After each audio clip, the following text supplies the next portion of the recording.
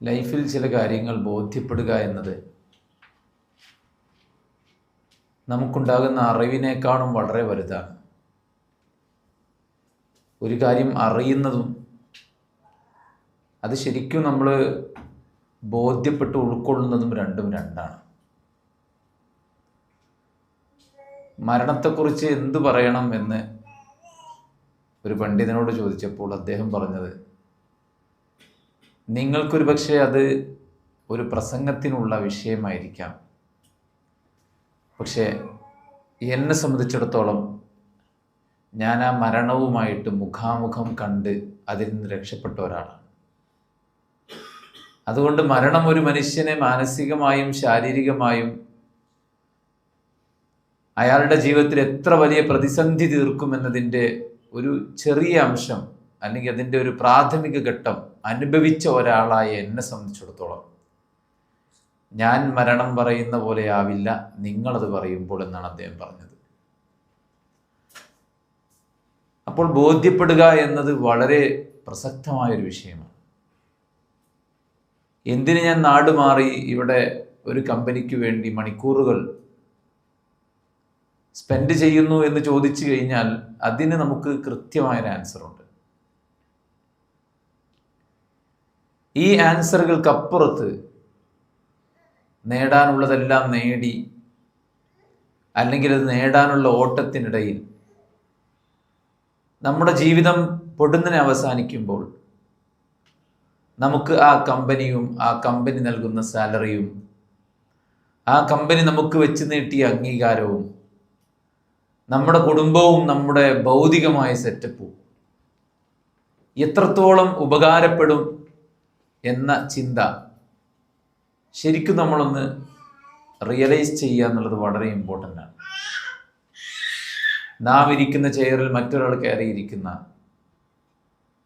നമ്മുടെ വിയോഗത്താൽ നമ്മുടെ സുഹൃത്തുക്കൾ നമ്മുടെ വീട്ടിലേക്ക് സന്ദർശനത്തിന് വരുന്ന, ദുഃഖത്തോടെ അവർ തിരിച്ചു പോകുന്ന ഒരു കൂട്ടുകാരനെ അല്ലെങ്കിൽ ഒരു ഇണയെ അല്ലെങ്കിൽ ഒരു പിതാവിനെ അല്ലെങ്കിൽ ഒരു കുടുംബാംഗത്തെ നഷ്ടപ്പെട്ടു പോയ ആ ഒരു വിരഹവേദന നമ്മുടെ ബന്ധുക്കൾ പങ്കുവെക്കുന്ന ആ നിമിഷങ്ങൾക്കപ്പുറത്ത് കുടുംബത്തിൽ എന്ത് സംഭവിക്കുന്നു, നമ്മുടെ കമ്പനിയിൽ എന്ത് സംഭവിക്കുന്നു,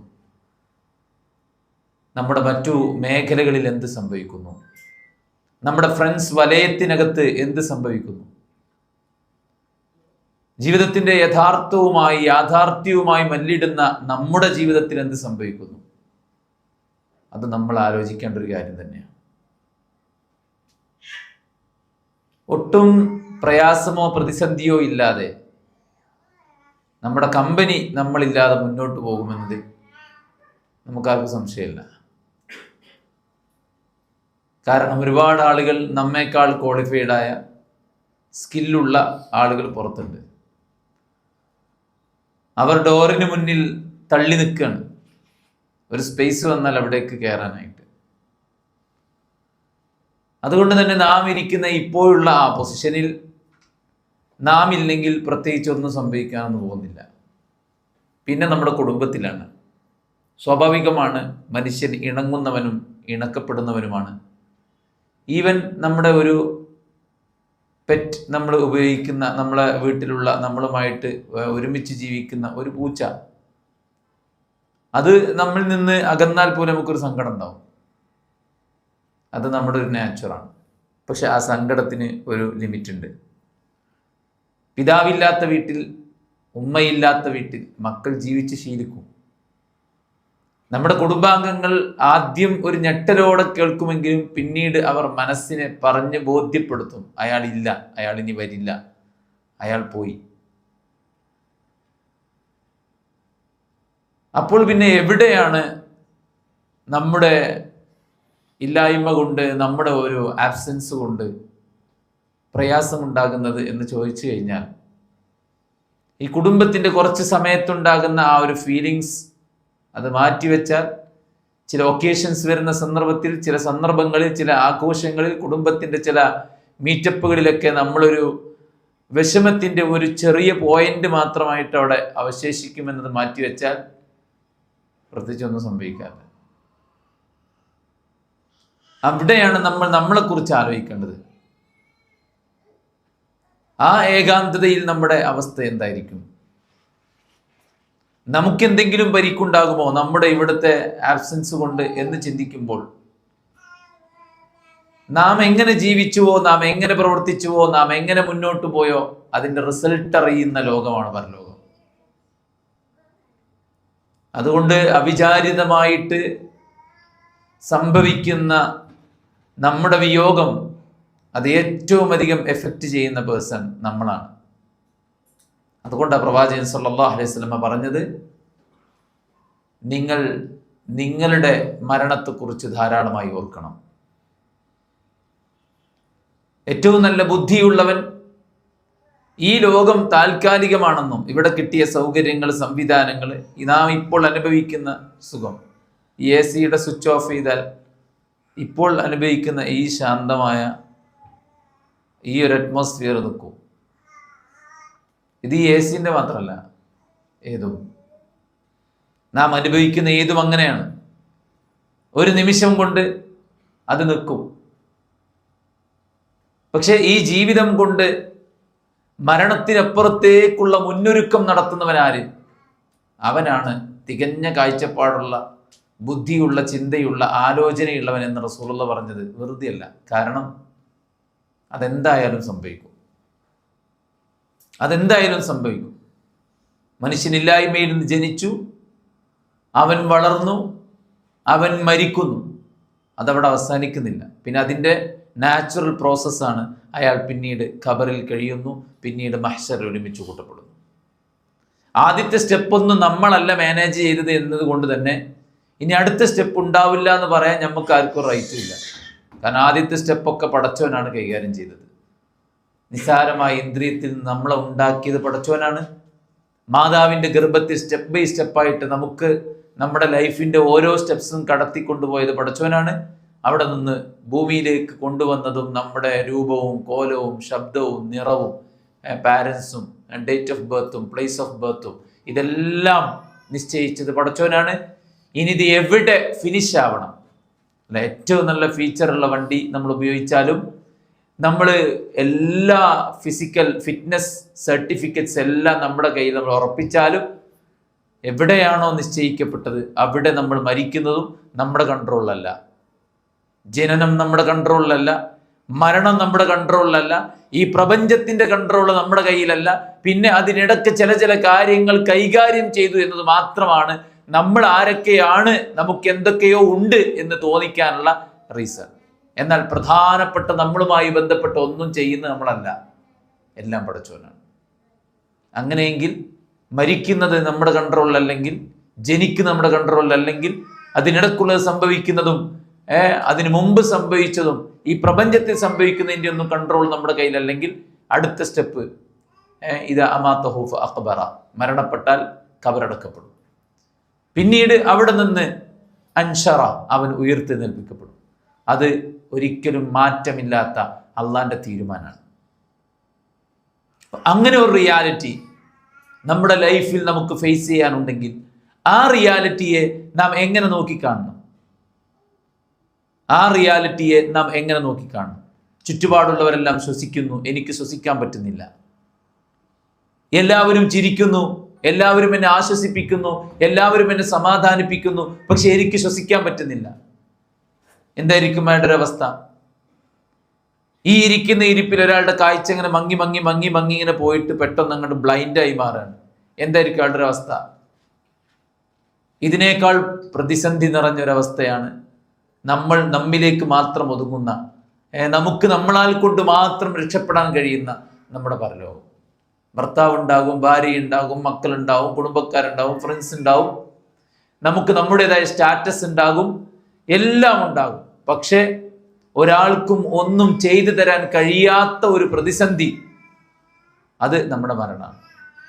അത് ബോധ്യപ്പെടുമ്പോഴാണ് റമദാൻ നമുക്കൊരു അനുഗ്രഹമായി മാറുന്നത്.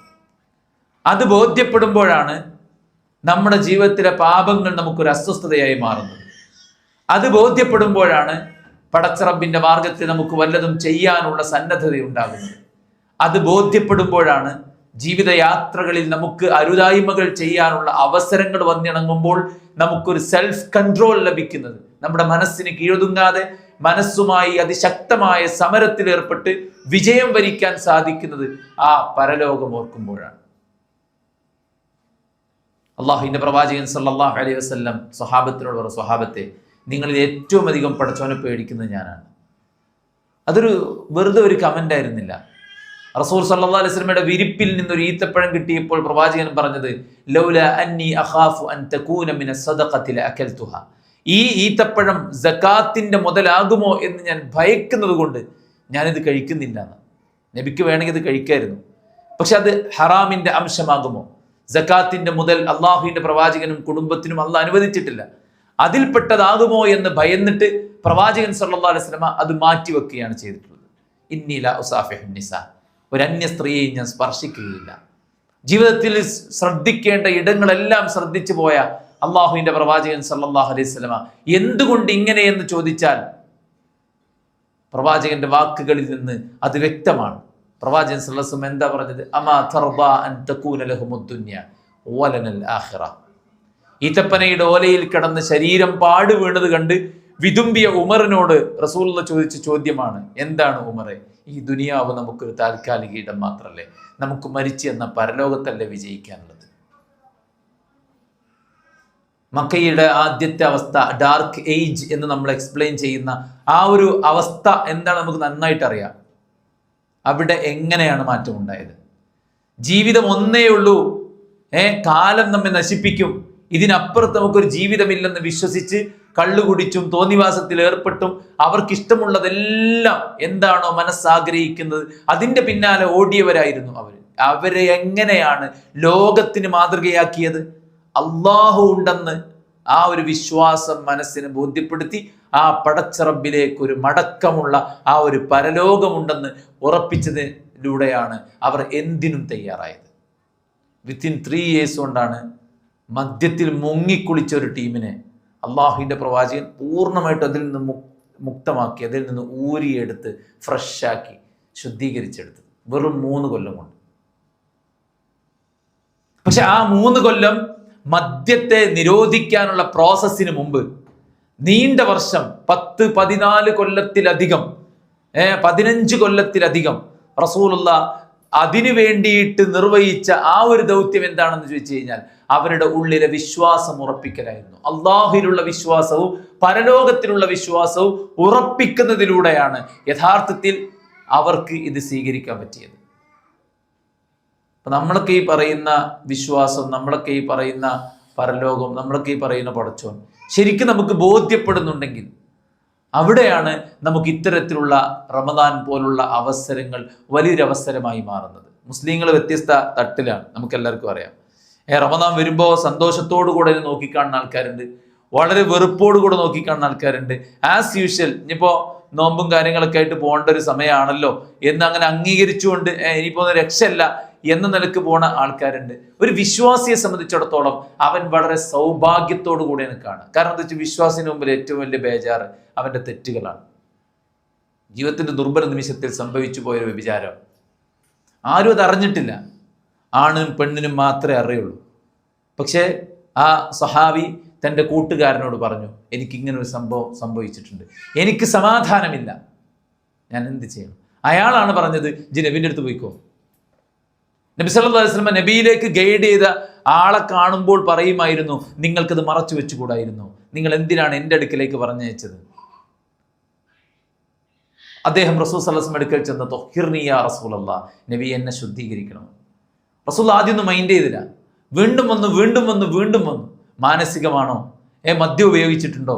ഇയാൾക്ക് വേറെ എന്തെങ്കിലും ബുദ്ധിമുട്ടുണ്ടോ? ഇതെല്ലാം ചോദിച്ചു റസൂലുള്ളാഹ്. ഇതൊന്നും ഇല്ലെന്ന് 100% ഉറപ്പിച്ചപ്പോഴാണ് അയാളെ എറിഞ്ഞു കൊല്ലാൻ വേണ്ടിയിട്ട് ഇസ്ലാമിക നിയമപ്രകാരം വിധിക്കുന്നത്. എന്തിനാണ് സഹോദരന്മാരെ ഇത്രയും വേദനിപ്പിക്കുന്ന ഒരു ശിക്ഷ ഏറ്റുവാങ്ങിയത്? ഒരു നിമിഷത്തെ സുഖത്തിന് വേണ്ടിയിട്ട് അത് അപ്പോൾ സംഭവിച്ച ഒരു മിസ്റ്റേക്ക് പടച്ചവനോട് ഏറ്റുപറഞ്ഞിട്ട് അങ്ങനെ അങ്ങോട്ട് മൂടിക്കളഞ്ഞാൽ പോരെ എന്ന് ചിന്തിക്കുന്നതിന് പകരം എന്തുകൊണ്ട് ഈ ഭൗതിക ലോകത്തെ ശിക്ഷ ഏറ്റുവാങ്ങാൻ അയാൾ സ്വയം തയ്യാറായി വന്നു? അയാൾ എറിഞ്ഞു കൊല്ലപ്പെട്ടതിന് ശേഷം അയാളുടെ കൂടെ ഉണ്ടായിരുന്ന ആ പെണ്ണും അല്ലെ, നബിയുടെ അടുക്കിലേക്ക് വരികയാണ്. ഗർഭിണിയാണെന്ന് അറിഞ്ഞപ്പോൾ പ്രസവിച്ചിട്ട് വരാൻ പറഞ്ഞു. പ്രസവിച്ച് കഴിഞ്ഞപ്പോൾ വന്നപ്പോൾ റസൂൽ പറഞ്ഞു മുലകുടി പ്രായം കഴിഞ്ഞിട്ട് വന്നാൽ മതിയാണ്. മുലകുടി പ്രായം കഴിയും മുമ്പ് ആ കുഞ്ഞിന്റെ കയ്യിൽ ഒരു ഉണക്ക റൊട്ടിയും കൊടുത്തിട്ട് ആ പെണ്ണ് നബിയുടെ അടുക്ക് വന്നിട്ട് പറഞ്ഞു, നബിയെ ഇനിയെങ്കിലും നിങ്ങൾ നിയമം നടപ്പിലാക്കണം എൻ്റെ പേരിൽ. അപ്പം നമ്മളൊന്ന് ആലോചിക്കുക, നമ്മളൊക്കെ നമ്മുടെ രാവും പകലും തള്ളി നീക്കുന്നത് പൂർണ്ണമായിട്ടും ഹലാലായ, പൂർണ്ണമായിട്ടും അനുവദിക്കപ്പെട്ട, ഒരു തെറ്റുകളും സംഭവിക്കാത്ത കോലത്തിലാണോ നമ്മൾ മുന്നോട്ട് പോകുന്നത്? അല്ല. ഇതിനേക്കാൾ വലിയ തെറ്റുകൾ നിരവധി തവണ ആവർത്തിച്ച് ചെയ്തിട്ടും നമ്മളെ സംബന്ധിച്ചിടത്തോളം നമ്മൾ നിർഭയരായി യാതൊരു തരത്തിലുമുള്ള പ്രയാസവും ഇല്ലാതെ മുന്നോട്ട് പോകുന്നുണ്ടെങ്കിൽ അതൊരു ബോധ്യത്തിന്റെ കുറവാണ്.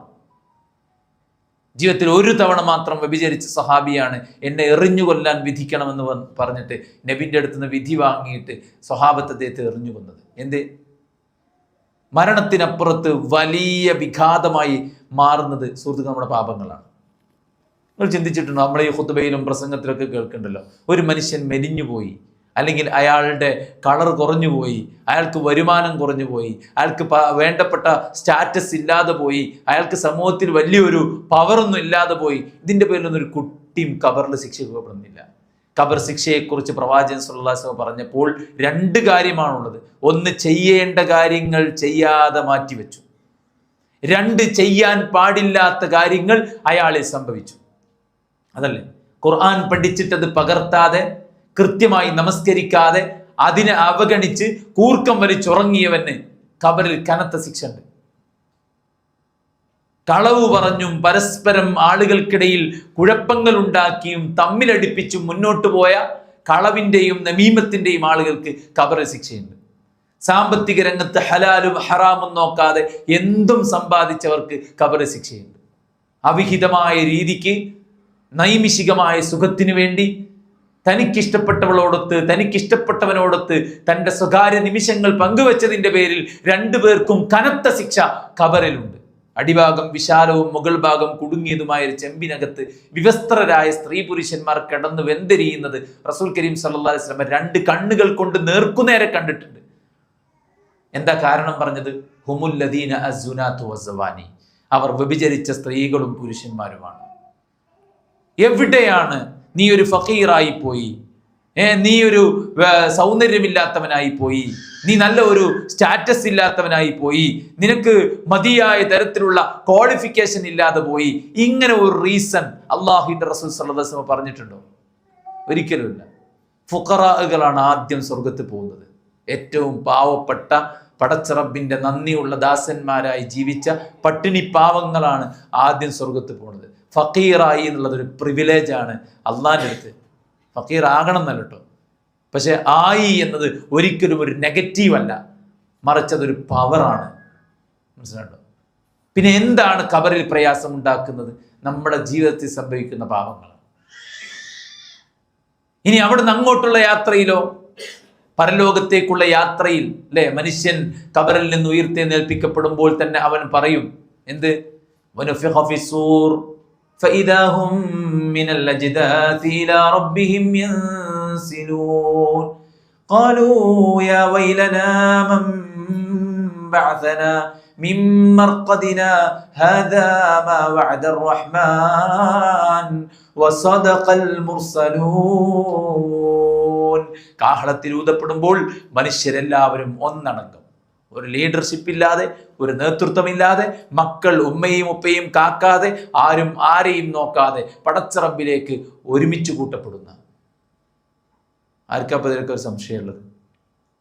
സൂര്യനെ കിഴക്കുതിച്ച് പടിഞ്ഞാറ് കൊണ്ടുപോയി അസ്തമിപ്പിക്കുന്ന പടച്ചോന് ഈ പ്രപഞ്ചത്തിന്റെ വിവിധങ്ങളായിട്ടുള്ള ജലാംശത്തെ ആകാശത്തേക്ക് ബാഷ്പീകരിച്ച് കാർമേഘങ്ങളിൽ വെച്ച് പ്യൂരിഫൈ ചെയ്ത് കൃത്യമായ തോതനുസരിച്ച്, അളവനുസരിച്ച്, നിശ്ചയമനുസരിച്ച് ഭൂമിയിലേക്ക് ആ മഴയെ വർഷിപ്പിച്ച് ആ മഴ ഊറ്റിക്കുടിച്ച ഭൂമിയെ വ്യത്യസ്ത തരത്തിലുള്ള വിഭവങ്ങൾ കൊണ്ട്, സസ്യലതാദികൾ കൊണ്ട് ഫലഭൂയിഷ്ടമാക്കി വിളയിച്ച പടച്ചവന്റെ അതിലൊന്നും ആർക്കൊരു ലോജിക്കില്ലായ്മ തോന്നുന്നില്ല.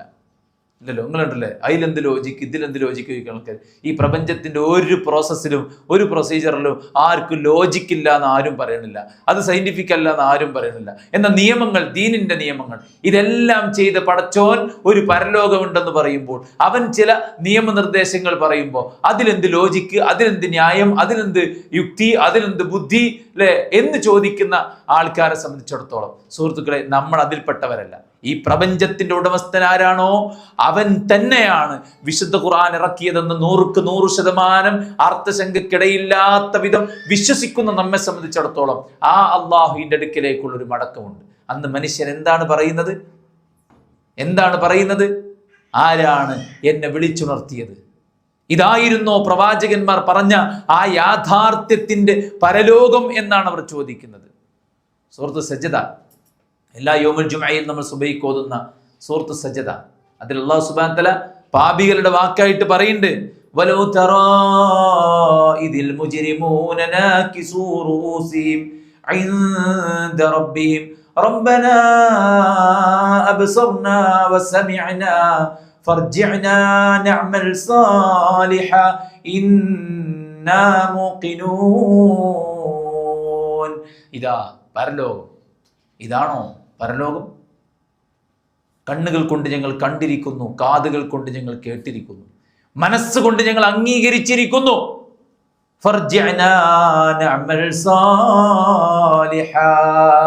ഒന്ന് ഭൂമിയിലേക്ക് തിരിച്ചു പോകാൻ സമയം തരാണെങ്കിൽ ഞങ്ങൾ മൂക്കിനീങ്ങളായിക്കോളാം. മൂക്കിനീങ്ങൾ എന്ന് പറഞ്ഞാൽ ആരാണെങ്കിൽ നമ്മളൊന്നും ചിലപ്പോൾ അതിലായിക്കോണമെന്നില്ല. മുസ്ലിം അതിൻ്റെ കുറച്ചുകൂടെ മുകളിലുള്ള ദർജയാണ് മുഅ്മിൻ.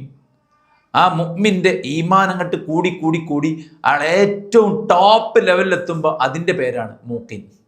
അതിൻ്റെ മോൾക്കൊരു ദർജയില്ല, മനസ്സിലല്ലേ? അടിയുറച്ച അചഞ്ചലമായ വിശ്വാസത്തിൽ നിന്ന് കൃത്യമായ ബോധ്യത്തോടുകൂടെയുള്ള ഓരോ കാൽവെപ്പുകളും നീക്കി ജീവിതം മുഴുവൻ അള്ളാന്റെ പ്രീതിക്ക് വേണ്ടി ഒഴിഞ്ഞു വെക്കുന്ന ആളാണ് മൂക്കിൻ. അവിടെ ഭൂമിയിലേക്കൊന്ന് തിരിച്ചു വരാൻ സമയം കിട്ടിയാൽ ഞാൻ ഏറ്റവും നല്ലവനായി മൂക്കിനായിക്കോളാമെന്ന് പരലോകത്ത് വെച്ചിട്ട് മനുഷ്യൻ പറയുന്ന ആ ഒരു ഘട്ടത്തെക്കുറിച്ച് ഖുർആൻ പറയുമ്പോൾ സുഹൃത്തുക്കളെ, അതൊരു സത്യമാണ്. ആ സത്യത്തെ ഒരാൾക്കും തമസ്കരിക്കാൻ സാധിക്കൂല. ഖുർആൻ എത്ര തവണ പറഞ്ഞറിയങ്ങൾ, ദാലികൽ യൗമുൽ ഹഖ്, ആ ദിവസം എന്നത് അൽ ഹഖ്, സത്യമാണ്. മനസ്സിലായോ? ഖുർആന്റെ തുടക്കം തന്നെ എന്താ അറിയങ്ങൾ? ഖുർആന്റെ തുടക്കം തന്നെ എന്താ? അലിഫ് ലാം മീം ദാലികൽ കിതാബു ലാ റൈബ ഫീഹി ഹുദൽ ലിൽ മുത്തഖീൻ. ഈ കിതാബില് ഒരു സംശയമില്ല, ഒരു സന്ദേഹമില്ല, ഒരു മിസ്റ്റേക്കുമില്ല. ഈ കിതാബിൽ യാതൊരു വൈരുദ്ധ്യവുമില്ല. കാരണം എന്താ പറയുക? ഇത് അള്ളാൻ്റെതാണ്. ഈ കിതാബിൽ തന്നെ ഒരു സംശയം ഇല്ലെങ്കിൽ പിന്നെ ആ കിതാബിന്റെ ഉള്ളിൽ പറഞ്ഞു കാത്ത സംശയമുണ്ടോ? ഇല്ല.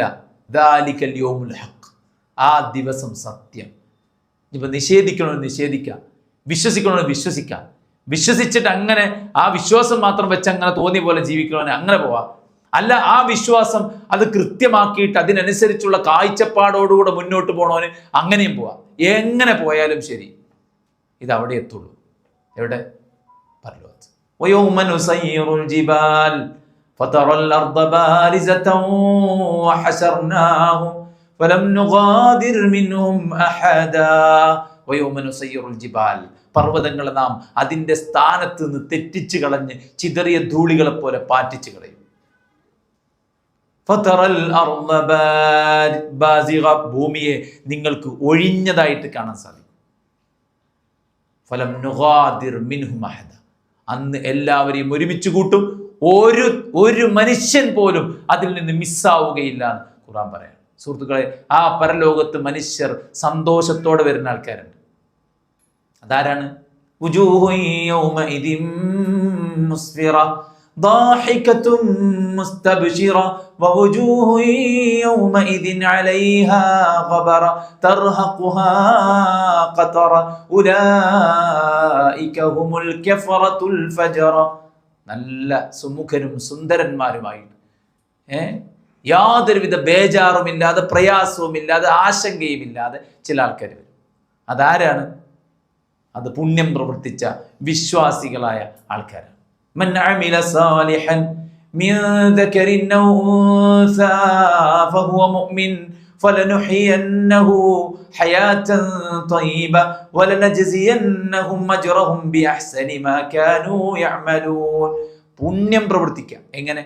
ഈമാനുള്ളവരായി, പടച്ചോലും പരലോകത്തും ഉറച്ച് വിശ്വസിച്ചിട്ട് സൊസൈറ്റി എങ്ങനെ പോകുന്നു അതിൻ്റെ കൂടെ ഞാനും അങ്ങോട്ട് പോകാന്നല്ല, ഞാൻ അള്ളാഹുവിലും പരലോകത്തിലും വിശ്വസിക്കുന്ന ഒരുത്തനാണെന്ന തികഞ്ഞ ബോധ്യത്തോടുകൂടെ ആ ലക്ഷ്യത്തിലേക്ക് കുതിക്കുന്ന ഒരാളെ സംബന്ധിച്ചിടത്തോളം ഓന് ഞാൻ നല്ല ജീവിതം കൊടുക്കുന്നു, മരിച്ചു തന്ന നല്ല പ്രതിഫലം കൊടുക്കുന്നു, അള്ളാഹ് പറഞ്ഞതാണ്. അതുകൊണ്ട് സുഹൃത്തുക്കളെ, അവിടെയും നമുക്ക് വിനയാകുന്നത് നമ്മൾ ചെയ്തു കൂട്ടുന്ന പാപങ്ങളാണ്. അഹങ്കാരി ഒരു ഉറുമ്പിന്റെ വലുപ്പത്തിൽ വരുന്നു.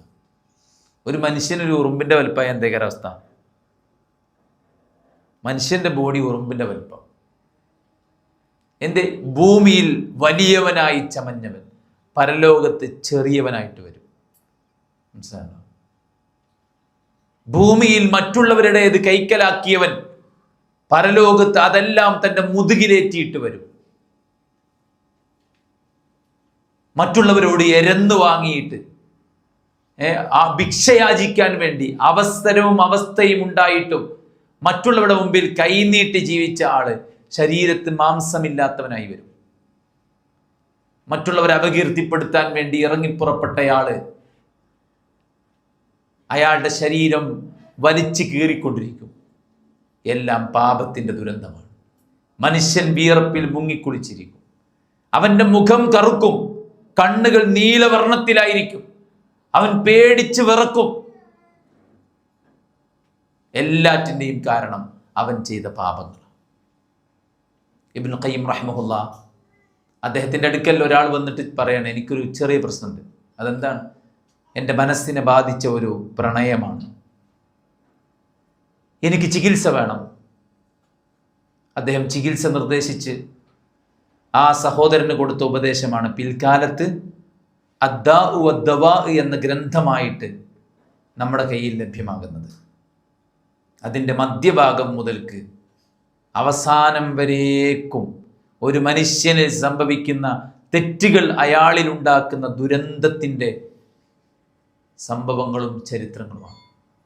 ഒരു മനുഷ്യനെ സംബന്ധിച്ചിടത്തോളം ഇപ്പം ഞങ്ങൾ രാവിലെ ഇങ്ങനെ ചർച്ച ചെയ്യായിരുന്നു, പടച്ചോൻ മനുഷ്യന് ചില പ്രകൃതം വെച്ചിട്ടുണ്ട്. എന്ത്? മനുഷ്യനെ ഒന്നും ഒരു പടച്ചോനും ഇല്ല എന്ന് പറഞ്ഞാലും മനുഷ്യന്മാർക്ക് ചില ആരാധ്യ പുരുഷന്മാരുണ്ടാവും. അപ്പം മനുഷ്യൻ്റെ നാച്ചുറാണ്.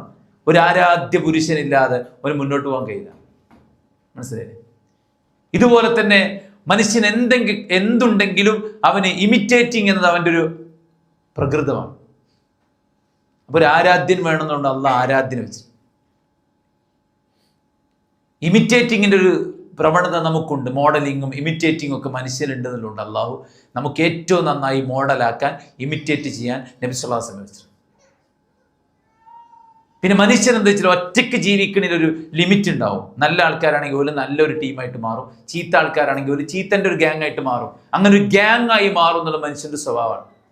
അപ്പോൾ അല്ലാഹു സുബ്ഹാനഹു വ തആല പറഞ്ഞു, വൽതകും മിൻകും ഉമ്മ യദ്ഊന ഇലൽ ഖൈർ യഅ്മുറൂന ബിൽ മഅറൂഫ് വയൻഹൗന അനിൽ മുൻകർ. നിങ്ങൾ നന്മയുടെ ഒരു ടീമായിട്ട് മാറണം.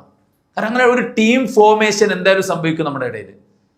അത് നല്ല ആൾക്കാരാണെങ്കിൽ നല്ല ആൾക്കാർ, ചീത്ത ആൾക്കാരാണെങ്കിൽ ചീത്ത ആൾക്കാരായിട്ട് അങ്ങനെ ഒരു ടീമായിട്ട് മാറും. ഇങ്ങനെ ചില നാച്ചുറൽ പടച്ചറബ് സുബ്ഹാനഹു വ തആല നമുക്ക് വെച്ചിട്ടുണ്ട്. മനസ്സിലായില്ലേ? ആ നാച്ചുറൽ പെട്ടതാണ് എന്തറിയങ്ങൾ, നമ്മുടെ ശരീരത്തിന് വേണ്ടാത്ത ഭക്ഷണം നമ്മൾ കഴിച്ചാൽ ശരീരം അത് പുറന്തള്ളും അല്ലേ? ഫുഡ് ഇൻഫെക്ഷൻ അടിക്കുക, അതൊക്കെ സംഭവിച്ചാൽ എന്താ അല്ലേ? ഛർദി ഉണ്ടാവും, നന്നായിട്ട് ടോയ്ലറ്റിൽ പോകേണ്ടി വരും ചെയ്യും. അതെന്താ? നമ്മുടെ ശരീരത്തിന് പറ്റാത്ത ഒരു ഭക്ഷണം അകത്തെത്തിയതിൻ്റെ ഒരു റിഫ്ലക്ഷനാണ്. ഇതുപോലെ തന്നെയാണ് ഓരോ പാപങ്ങളും നമ്മുടെ ജീവിതത്തിൽ. അത് കടന്നു വരുമ്പോൾ ആദ്യമായി ചെയ്യുമ്പോഴുള്ള പ്രയാസം പിന്നീട് വീണ്ടും വീണ്ടും ചെയ്യുമ്പോൾ കുറഞ്ഞു പോകുമെങ്കിലും ഒരു മനുഷ്യൻ മരിക്കുവോളം അവനെ വേട്ടയാടുന്ന കാര്യമാണ് അവൻ്റെ ജീവിതത്തിൽ അവൻ്റെ മിസ്റ്റേക്സ് എന്ന് പറയുന്നത്. അതവൻ്റെ എല്ലാ രംഗത്തും ബാധിക്കും. അവൻ്റെ സമ്പത്തിനെ ബാധിക്കും, അവൻ്റെ കുടുംബത്തെ ബാധിക്കും, അവൻ്റെ സമാധാനത്തെ ബാധിക്കും, അവൻ്റെ മാനസികാരോഗ്യത്തെ ബാധിക്കും, അവന്റെ ശാരീരികാരോഗ്യത്തെ ബാധിക്കും, അവൻ ജീവിക്കുന്ന സമൂഹത്തിന്റെ സുരക്ഷയെ ബാധിക്കും, എല്ലാ തരത്തിലും ബാധിക്കും. 10-40 കാരണങ്ങൾ, ആസാറുകൾ, ദുരന്തങ്ങൾ ഇബ്നുൽ ഖയ്യിം റഹിമഹുല്ലാഹ് പറയും. നമ്മളൊന്നും ചിന്തിക്കുക പോലും ചെയ്യാത്ത ചില കാര്യങ്ങളുണ്ട്. എന്താ വെച്ചാൽ നമ്മൾ പല രസങ്ങളും സുഖങ്ങളായിട്ട് കൊണ്ടെടുക്കുന്ന പലതും മുൻകാലത്ത് ചെയ്തതിൻ്റെ പേരിൽ ആ ജനതയെ അല്ലാഹു സുബ്ഹാനഹു വ തആല നശിപ്പിച്ചു കളഞ്ഞിട്ടുണ്ട്. ഉദാഹരണം പറഞ്ഞു കഴിഞ്ഞാൽ ഇപ്പോൾ LGBTQ മറ്റു കാര്യങ്ങളൊക്കെ ഭയങ്കരമായിട്ടുള്ള ചർച്ചയാണ് അല്ലേ. എല്ലാവർക്കും എല്ലാവരുടേത് റൈറ്റ് ഉണ്ട്. ഓരോരുത്തർക്കും ആരോടാണോ തോന്നുന്നത് അവരുമായിട്ട് ജീവിക്കട്ടെ, അവരോടൊപ്പം കഴിയട്ടെ, അതിനവർക്കുള്ള സ്വാതന്ത്ര്യമുണ്ട് എന്നെല്ലാം പറഞ്ഞ് ആ സ്വാതന്ത്ര്യം ഉപയോഗപ്പെടുത്തി പലരും ചെയ്തുകൊണ്ടിരിക്കുന്ന ആ തെറ്റ് കാരണത്താലാണ് അല്ലാഹു സുബ്ഹാനഹു വ തആല ഒരു ജനതയെ കീഴ്മേൽ മറിച്ചത്. അതുകൊണ്ട് ഇബ്നുൽ ഖയ്യിം റഹിമഹുല്ലാഹ് പറയുന്നത് ഒരു തെറ്റുമില്ല, അള്ളാഹുവിന്റെ ശിക്ഷ വന്നിറങ്ങിയ ജനത നമുക്ക് അനന്തരമായി നൽകിയതല്ലാത്ത ഒരു തെറ്റുമില്ല. അപ്പൊ നമ്മുടെ ജീവിതത്തിൽ സംഭവിക്കണ ഏതൊരു തെറ്റും മുൻഗാമികളിൽ നിന്ന് അനന്തരമായി നമുക്ക് കിട്ടിയതാണ്. അതുകൊണ്ട് തന്നെ അവർക്ക് എന്ത് ദുരന്തമുണ്ടായോ ആ ദുരന്തം നമ്മയും ബാധിക്കും. വ്യക്തിപരമായി നമുക്ക് പ്രതിസന്ധികളും പ്രയാസങ്ങളും ഉണ്ടാവും. ഞാൻ പറഞ്ഞ ലോകത്തെ ഏറ്റവും അധികം ഹാപ്പിനെസ് ലൈഫ് നയിക്കുന്ന ആൾ ആരാന്ന് ചോദിച്ചാൽ 100% ഉറപ്പാണ് പൈസക്കാരല്ല അല്ലേ. 100% ഉറപ്പാണ്. നമ്മൾക്കൊരു ധാരണ കുറെ പൈസ ഉണ്ടായാൽ, കുറെ സെറ്റപ്പ് ഉണ്ടായാൽ എല്ലാം ആയിരുന്നു എന്നുള്ളതാണ്. ചെറുപ്പം മുതൽക്കേ നമ്മുടെ മനസ്സിലൊക്കെ അങ്ങനെ ഒരു ധാരണ ഉണ്ടായിരുന്നു. പിന്നെ കുറച്ച് ക്യാഷ് നമ്മുടെ കയ്യിൽ വരാൻ തുടങ്ങിയപ്പോൾ നമുക്ക് മനസ്സിലായി അല്ലേ, 10ഉം 100ഉം 1000ഉം ലക്ഷവും നമ്മുടെ കൈകളിലൂടെ കയറി മറിഞ്ഞപ്പോൾ നമുക്ക് മനസ്സിലായി ഇതൊക്കെ എന്താണ്, ആ പ്രായത്തിലെ ഒരു തോന്നൽ മാത്രമാണ്. ഇപ്പൊ നമ്മുടെ അടുത്ത് നല്ല വണ്ടി ഉണ്ട് അല്ലേ, ചെറുപ്പത്തിൽ നല്ലൊരു വണ്ടിയിൽ ഒരാൾ പോകുന്നുണ്ട്, നമുക്ക് എന്താ തോന്നിന്, എന്താ ഇടയ്ക്ക് സുഖല്ലേ. ഇപ്പൊ എല്ലാവരും വണ്ടി ഓടിച്ചല്ലോ വന്ന്, നിങ്ങൾ സുഖിച്ച് ഓടിച്ചു വന്ന വണ്ടി ആണോ? നമുക്ക് വീട്ടിൽ നിന്ന് ഇങ്ങോട്ട് എത്തണം, നമ്മൾ വണ്ടി എടുത്ത് നേരെ കുടുംബത്തിൽ കയറ്റിട്ട് ഇങ്ങോട്ട് വന്ന് അല്ല ബന്ധമുള്ളത് അല്ലേ. അപ്പൊ ഞാൻ പറയുന്നത് ജീവിതത്തിൽ ഏറ്റവും നല്ല സമാധാനവും സന്തോഷവും ആസ്വാദനവും നേടി ജീവിക്കുന്ന ആൾക്കാരെ വെച്ച് കഴിഞ്ഞാൽ കളങ്കരഹിതരായ ആൾക്കാരാണ്. ഒരു പുഴുക്കുത്തില്ലാതെ, ഒരു മനസ്സാക്ഷിക്കുത്തില്ലാതെ, ഒരാളെയും നോവിച്ചതോ പടച്ചറബിനെ വഞ്ചിച്ചതോ ആരും അറിയാൻ പാടില്ലാത്ത ചില സ്വകാര്യതകൾ ഒളിപ്പിച്ചുകൊണ്ട് നടക്കുന്നതിൻ്റെയോ വേദനയും പ്രയാസവും ഇല്ലാതെ ജീവിക്കുന്ന ഒരാളുണ്ടെങ്കിൽ അയാളായിരിക്കും ഈ ലോകത്തെ ഏറ്റവും വലിയ ഹാപ്പിയസ്റ്റ് പേഴ്സൺ എന്ന് നമുക്ക് പറയാൻ പറ്റും. അതെൻ്റെ വാക്കല്ല, മുൻഗാമികളായ സാഹിദീങ്ങൾ, തിന്നാനും ഉടുക്കാനും വകയില്ലാത്ത ആബിദീങ്ങളായ വിനയാന്വിതന്മാരായ കുറച്ച് അടിമകളെ കുറിച്ച് അവർ പറയുന്ന ചില വാക്കുകളുണ്ട്.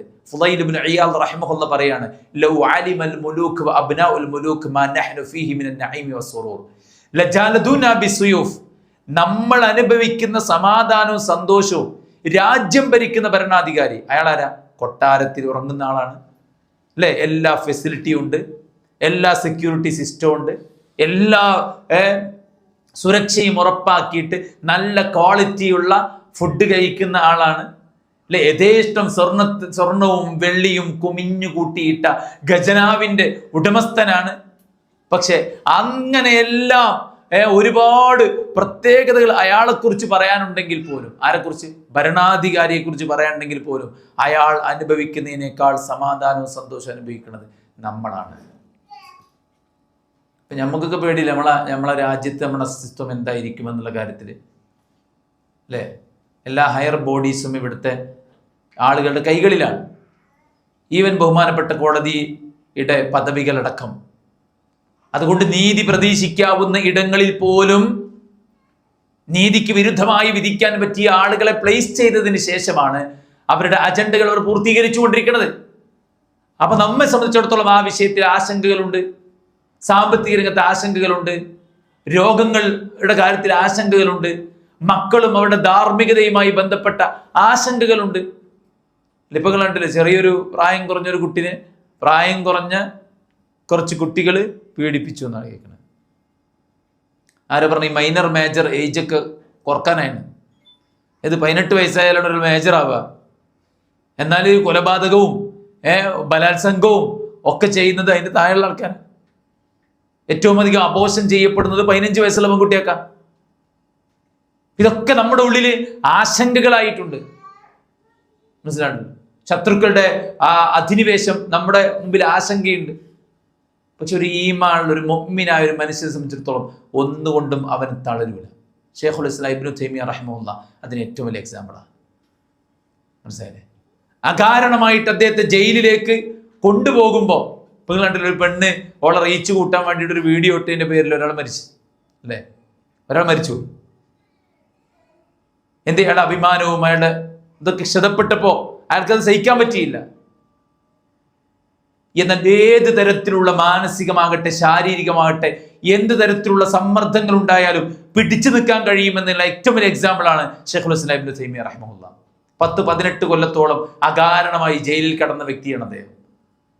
ഓരോ തവണ ജയിലിലേക്ക് തന്നെ കൊണ്ടുപോകുമ്പോഴും കൊണ്ടുപോകുന്ന ആൾക്കാരോട് അദ്ദേഹം പറഞ്ഞത്, നിങ്ങൾക്കെന്നെ ജയിലിൽ കൊണ്ടേ അടക്കാം, പക്ഷെ നിങ്ങൾക്ക് എൻ്റെ ഹൃദയത്തിലെ സ്വർഗത്തെ നശിപ്പിക്കാൻ കഴിയില്ല. ഇന്ന ജന്നതി വ ബുസ്താനി ഫി സദ്രി, എൻ്റെ സ്വർഗവും എൻ്റെ ഉദ്യാനവും എൻ്റെ ഹൃദയമാണ്. നിങ്ങളെൻ്റെ ശരീരത്തിൽ പണിയെടുത്തിട്ട് കാര്യമില്ല, നിങ്ങളെന്നെ കൊണ്ടുപോയി ജയിലിൽ അടച്ചിട്ട് കാര്യമില്ല, നിങ്ങളെന്നെ പട്ടിണിക്കിട്ടിട്ട് കാര്യമില്ല.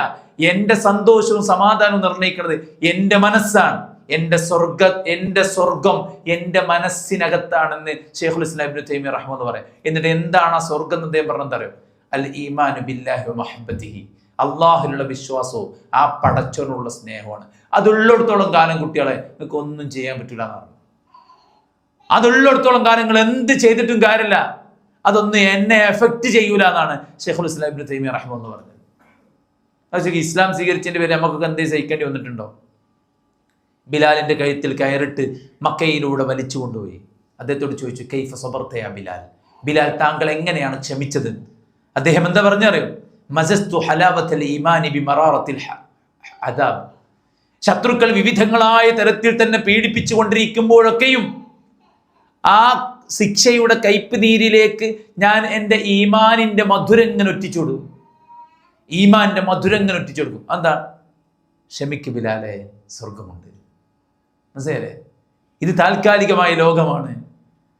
നീ ഈമാൻ സ്വീകരിച്ചതിന്റെ പേരിൽ, ഇസ്ലാം സ്വീകരിച്ചതിന്റെ പേരിൽ നിന്നെ ശത്രുക്കൾ പീഡിപ്പിക്കുമ്പോൾ നിനക്കതൊരു നഷ്ടമല്ല, നിനക്കത് തകർച്ചയല്ല, നിനക്കത് ദുരന്തമല്ല, നിനക്കത് അപകടമല്ല, നിനക്കത് റഹ്മത്താണ്, നിനക്കത് ഖൈറാണ്. ഈമാന്റെ തുള്ളി ഇങ്ങനെ ഒറ്റിച്ചെടുത്തു. അപ്പൊ അദാബിന്റെ കയ്പ് നീർ ഇല്ലാതായി എന്നാ പറയുന്നത്. അതുകൊണ്ട് സുഹൃത്തുക്കളെ, ഏറ്റവും വലിയ ഹാപ്പിയസ്റ്റ് ലൈഫ് നയിക്കുന്നത് അതൊരു മുഅ്മിനായ മുത്തഖിയായ പടച്ചോനുമായി നല്ല റിലേഷൻ കാത്തു സൂക്ഷിക്കുന്ന ഒരാളാണ്. ബാക്കിയുള്ളവർക്ക് പലതും ഉണ്ടാവും. അവർക്ക് താൽക്കാലികമായിട്ടുള്ള ഒരുപാട് സൗകര്യങ്ങളും സെറ്റപ്പുകളും ഭയങ്കര ആസ്വദിച്ച് ജീവിക്കേണ്ടതെന്നൊക്കെ ചിലപ്പോൾ എന്ത് ചെയ്യും, തോന്നിപ്പോവും. മനസ്സിലായി? അവിടെ ഒരു ബ്രാഞ്ച്, ഇവിടെ ഒരു ബ്രാഞ്ച്, അപ്പുറത്തൊരു ബ്രാഞ്ചൊക്കെ ഉണ്ടാവും കുറെ. എല്ലാ ബാങ്കിലും ലോണും ഉണ്ടാവും അല്ലെ? ആ പൈസ ഇങ്ങനെ അങ്ങോട്ടോട്ട് തിരിമറി നടത്തി കാറുകൾ മാറ്റി അപ്പോൾ കാണുന്ന ആൾക്കാർക്ക് തോന്നും ഭയങ്കര സെറ്റപ്പാണ്. ഒരു സെറ്റപ്പും ഉണ്ടാവില്ല, ഉള്ളു പൊള്ളയായിരിക്കും. എന്നാൽ കാഴ്ചക്ക് ഒന്നുമില്ലെങ്കിലും പടച്ചറബുമായി നല്ല ഒരു കണക്ഷൻ കാത്തു സൂക്ഷിക്കുന്നതിനെ സംബന്ധിച്ചിടത്തോളം അവനെപ്പോലെ സമാധാനത്തിൽ സന്തോഷത്തിൽ ജീവിക്കാൻ ഇവിടെ ഒരാൾക്കും പറ്റില്ല. അങ്ങനെ നോക്കുമ്പോൾ നമുക്ക് ഇഹത്തിലും പരത്തിലും സമാധാനവും സന്തോഷവും ലഭിക്കാനും നമുക്ക് ദുരന്തമായിട്ട് വരാനിരിക്കുന്ന നമ്മുടെ വീഴ്ചകൾ എല്ലാം മായ്ക്കപ്പെടാനും അള്ളാഹുലേക്ക് കൂടുതൽ അടുക്കുവാനുമുള്ള ഒരവസരം. ഈ അടുത്തിനോടൊരു ആള് പറഞ്ഞ്, ഒരു കുടുംബം നിങ്ങൾ ഓരോടും സംസാരിക്കുക വെച്ച്, എന്താ പ്രശ്നം ചോദിച്ചു. അപ്പോൾ ഓരോന്ന് വെച്ചാൽ നല്ല നിസ്കാരവും നല്ല നോമ്പും നല്ല ദീനൊക്കെ ഉണ്ടായിരുന്നു. പക്ഷെ മകൾക്ക് അവളുടെ കോഴ്സുമായി ബന്ധപ്പെട്ട വലിയൊരു ഫെയിലിയർ വന്നു. അപ്പോൾ ഒരു നിസ്കാരവും ഇതൊക്കെ നിർത്തി. ഒരു പറയണം എന്താ വെച്ച് കഴിഞ്ഞാൽ, നമ്മൾ കുറെ നിസ്കരിച്ച്, കുറെ പ്രാർത്ഥിച്ച്, കുറെ തഹജ്ജുദ് നിസ്കരിച്ച്, കുറെ സുന്നത്ത് നോമ്പ് വെച്ച് എല്ലാ ദിവസവും അൽബക്കറി ആലുംബ്രാനും ഓതി, എന്നിട്ട് ഓള് ജയിച്ചില്ല. എന്നിട്ടൊന്നും ഓള് ജയിച്ചില്ല. അതുകൊണ്ട് ഞാൻ ഈ ദീന് വേണ്ട. ഇപ്പം ഈ എത്തിസ്റ്റുകളുടെ കൂട്ടത്തിൽ പുതിയൊരു പടം വന്നിട്ടുണ്ട്. ഓൻ പറഞ്ഞെന്ന് വെച്ചാൽ ബാംഗ്ലൂർ 15 കൊല്ലം ജോലി ചെയ്തിട്ട് 6 തവണ അവൻ്റെ റൂം അവന് മാറിക്കൊടുക്കേണ്ടി വന്നു അത്രേ. എന്തുകൊണ്ട്? മുസ്ലിം പേരായതുകൊണ്ട്. അപ്പൊ അവൻ ചിന്തിച്ചു, ഞാൻ എന്തിനു വെറുതെ ഈ മതം പേറി നടക്കണം, അപ്പൊ ഞാൻ ഇങ്ങനെ ഹോട്ടലിൽ മാറിക്കൊടുത്തുകൊണ്ടേ നിൽക്കേണ്ടി വരുമല്ലോ. അപ്പൊ മാറാൻ ഏറ്റവും സുഖം മതമാണ്. അപ്പോൾ മതം ഒഴിവാക്കി.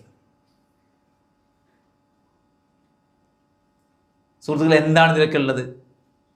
ഇപ്പൊ നമ്മളെ സംബന്ധിച്ചിടത്തോളം നമ്മൾ മനസ്സിലാക്കേണ്ടത്, ഈ ഭൗതികമായിട്ട് കാട്ടിക്കൂട്ടുന്ന ജാടകൾക്കപ്പുറത്ത് ഒരു മനുഷ്യന് മെന്റലി ആൻഡ് ഫിസിക്കലി ഏറ്റവും നല്ല സമാധാനത്തിൽ സന്തോഷത്തിൽ ജീവിക്കാൻ പറ്റണമെങ്കിൽ അവൻ്റെ പാപങ്ങളെല്ലാം മായ്ക്കപ്പെട്ട് അവൻ പടച്ച റബ്ബിലേക്ക് കൂടുതൽ അടുക്കണം. അതാണ് ഒരു ആട്ടിടയൻ, അടിമയായ ഒരു ആട്ടിടയൻ ആട്ടിൻ പറ്റത്തിൽ നിന്നൊരു ആടിനെ തനിക്ക് തരുമോ എന്ന് ചോദിച്ചപ്പോൾ അദ്ദേഹം പറഞ്ഞു, ആടിൻ്റെ ഉടമസ്ഥൻ ഞാനല്ല. അത് ചെന്നായി പിടിച്ചു എന്ന് പറഞ്ഞാൽ പോരെ, യജമാനൻ അറിയില്ലല്ലോ എന്ന് പറഞ്ഞപ്പോൾ ആ ആട്ടിടയൻ ആ ചോദ്യകർത്താവിനോട് പറയുകയുണ്ടായി, അള്ളാഹുവോ? യജമാനൻ അറിയില്ല, ഓക്കെ.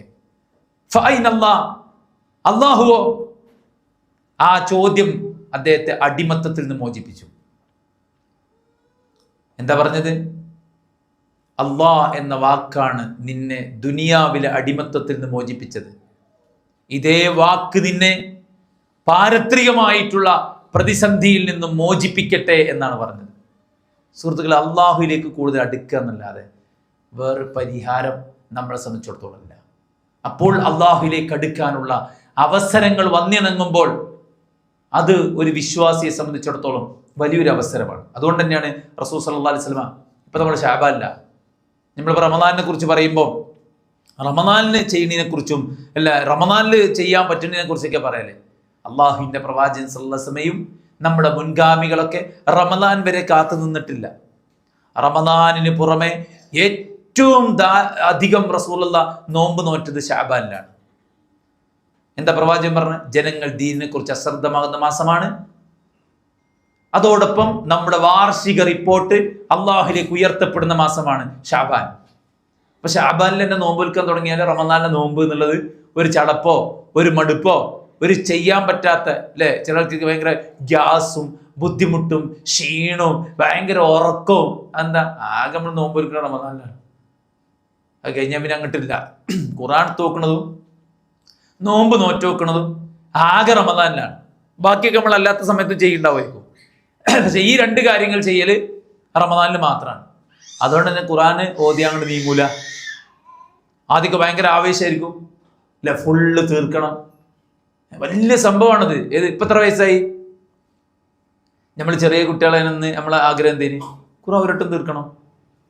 ഇപ്പോഴോ ഖുർആൻ ഒരിട്ടം തീർക്കണം, ഒരു മാറ്റമില്ല.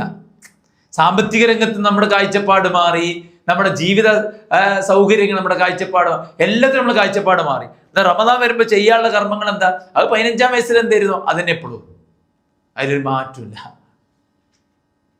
അതെന്തുകൊണ്ടാണ്? നമ്മൾ റമദാനിൽ മാത്രം ഖുർആൻ തോക്കുന്നത്, നമ്മൾ റമദാനിൽ മാത്രം നോമ്പ് തോന്നുന്നത്. സ്വഹാബത്ത്, നമ്മുടെ മുൻഗാമികൾ ശഅബാനിൽ ധാരാളം നോമ്പ് നോറ്റിരുന്നു. കാരണം അള്ളാഹുലേക്ക് എൻ്റെ കർമ്മങ്ങൾ ഉയർത്തപ്പെടുമ്പോൾ ഞാൻ നോമ്പുകാരനായിരിക്കട്ടെ എന്ന പ്രവാചകൻ പറഞ്ഞത്.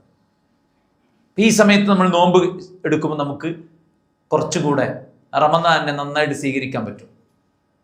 ചില പണ്ഡിതന്മാർ പറഞ്ഞത് ഈ മാസത്തെ, മാസത്തെ റമദാനിനെ അല്ല, ഈ ശഅബാൻ മാസത്തെ ഷഹ്റുൽ ഖുർആ എന്ന് പണ്ഡിതന്മാർ പേര് വിളിച്ചിട്ടുണ്ട്. ഷഹ്റുൽ ഖുർആ എന്ന് പറഞ്ഞാൽ ധാരാളം ഖുർആൻ ഓതുന്നവരുടെ മാസം, ധാരാളം ഖുർആൻ ഓതുന്നവരുടെ മാസം. നമ്മൾ ചെയ്യേണ്ടത് ഒരു പേജെങ്കിലും ഖുർആൻ ഓതുക. ആ പേജ് തീരുമ്പോൾ ഒരു പേജും കൂടി ഓതിയിട്ടേ നിർത്തുള്ളൂ എന്ന് തീരുമാനിക്കുക. മനസ്സിലായില്ലേ? ഒരു പേജെങ്കിലും ഖുർആൻ ഓതുക.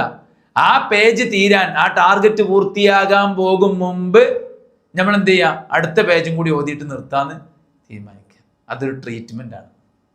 എന്താ റമദാനിൽ പഠിച്ചോ നമ്മളെ കൊണ്ട് ചെയ്യിക്കണേ? ഫുഡൊക്കെ നിരത്തി വെച്ചിട്ടുണ്ടെങ്കിലും തിന്നൂലല്ലോ. വിശപ്പുണ്ട്, ആഗ്രഹമുണ്ട്, ആവശ്യമുണ്ട്, നല്ല ക്രേവിങ്സ് ഉണ്ട്, നല്ല നീഡ്സ് ഉണ്ട്, എല്ലാം ഉണ്ട്. പക്ഷെ നമ്മൾ കഴിക്കൂല. എന്താ? ഒരു സെൽഫ് കൺട്രോൾ നമ്മൾ നമ്മുടെ മനസ്സിനെ പറഞ്ഞ് ബോധ്യപ്പെടുത്തിയിട്ടുണ്ട്. എന്താണ്? മഗ്‌രിബ് ബാങ്ക് കൊടുത്താലേ തിന്നാൻ പറ്റുള്ളൂ. മനസ്സിന് ട്രീറ്റ്മെന്റ് ആണ്.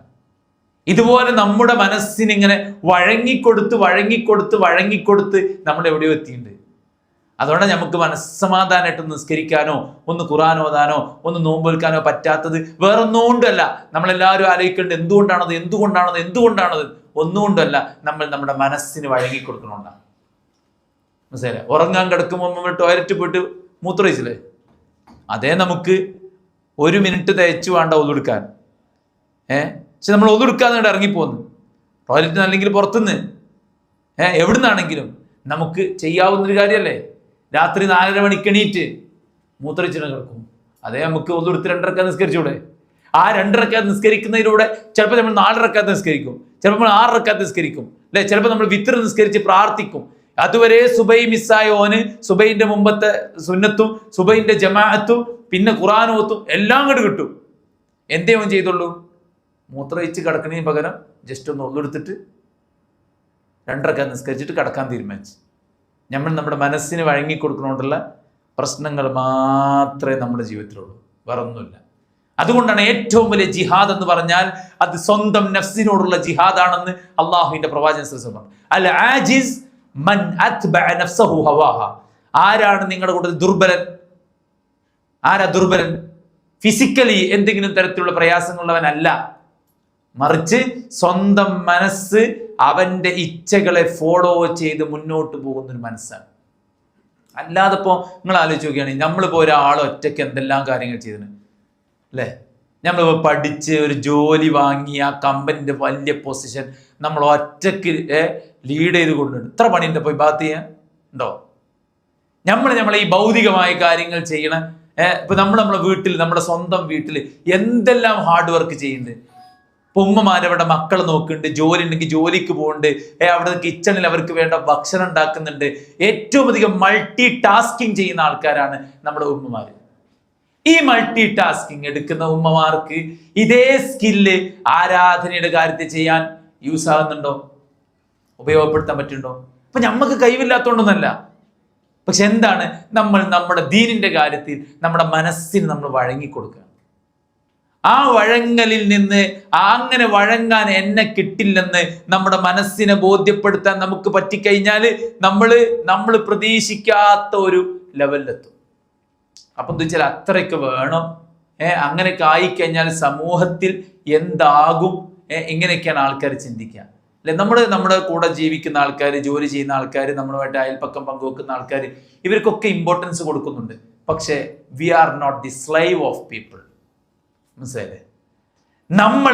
ഇവരൊന്നും അടിമകളല്ല, നമ്മൾ പടച്ചോന്റെ അടിമകളാണ്. അതിനർത്ഥം ഇവരൊക്കെ അംഗീകാരം കിട്ടാൻ വേണ്ടിയിട്ട് ആയിട്ട് നമ്മൾ നമ്മുടെ ദീനൊക്കെ ബലി കഴിച്ച് ആക്ട് ചെയ്യണം എന്നില്ല. മനസ്സിലായോ? ഈ മനുഷ്യന്മാരൊക്കെ പാടെ തൃപ്തിപ്പെടുത്താൻ വേണ്ടിയിട്ട് നമ്മൾ നമ്മുടെ ദീന് ബലി കഴിപ്പിച്ചിട്ട് ആക്ട് ചെയ്യണമെന്ന് ഇല്ല. കാരണം ദീന് നമ്മുടെ മാത്രം വാശി, നമ്മുടെ മാത്രം ആവശ്യമാണ്. കാരണം എൻ്റെ കബറും എൻ്റെ പരലോകവും എൻ്റെ സ്വർഗവും ഉറപ്പിക്കേണ്ട റെസ്പോൺസിബിലിറ്റി എനിക്കാണ്. കുടുംബത്തിൽ ഇപ്പോൾ ഒരു മരണം സംഭവിച്ചു, അത് മാനേജ് ചെയ്യാൻ എത്ര ആൾക്കാരുണ്ടാവും?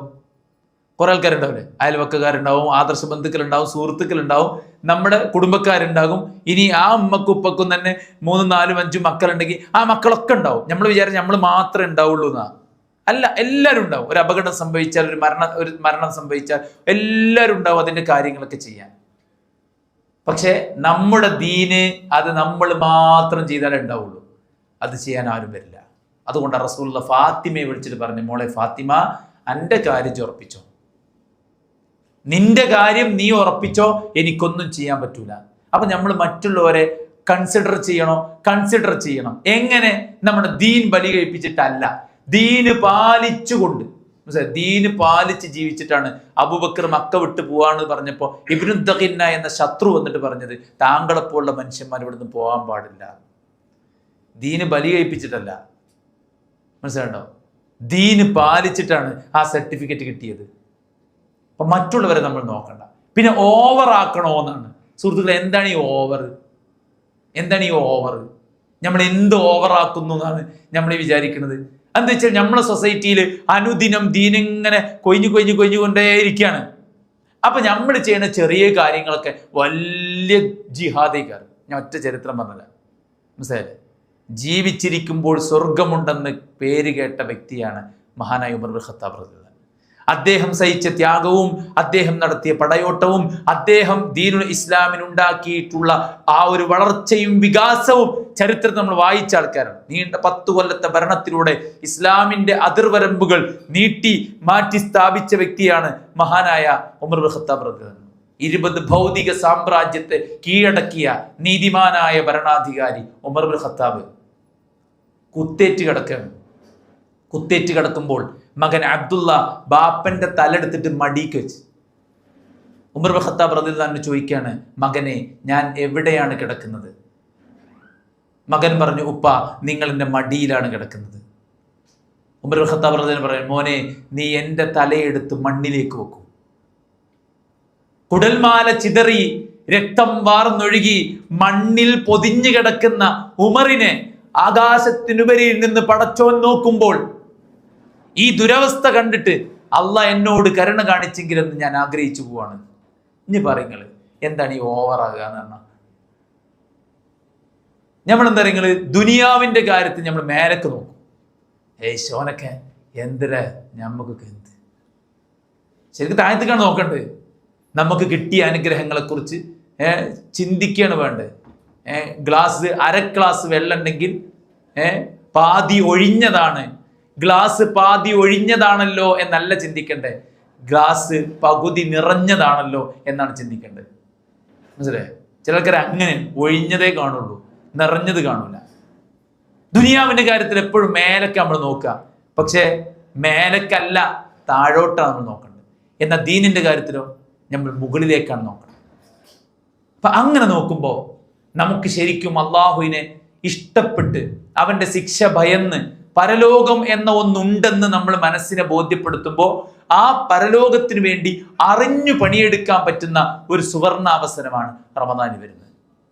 അപ്പൊ അതിനു മുമ്പ് തന്നെ നമ്മൾ ഈ മാസത്തിൽ തന്നെ സുന്നത്ത് നോമ്പുകൾ എടുക്കാനും ഖുർആൻ നന്നായി പാരായണം ചെയ്യാനും ദിക്റുകളും ദുആകളും നിർവഹിക്കുവാനും തിന്മകൾ വെടിയാനും നമ്മൾ റമദാനില് അന്ന് ഒക്കെ ശരിയാക്കണം ഇൻഷാ അല്ലാഹ്. ഇപ്പൊ പരമാവധി ചെയ്തിട്ട് റമദാനിലുണ്ടൊരു തൗബ, അത് കഴിയൂല.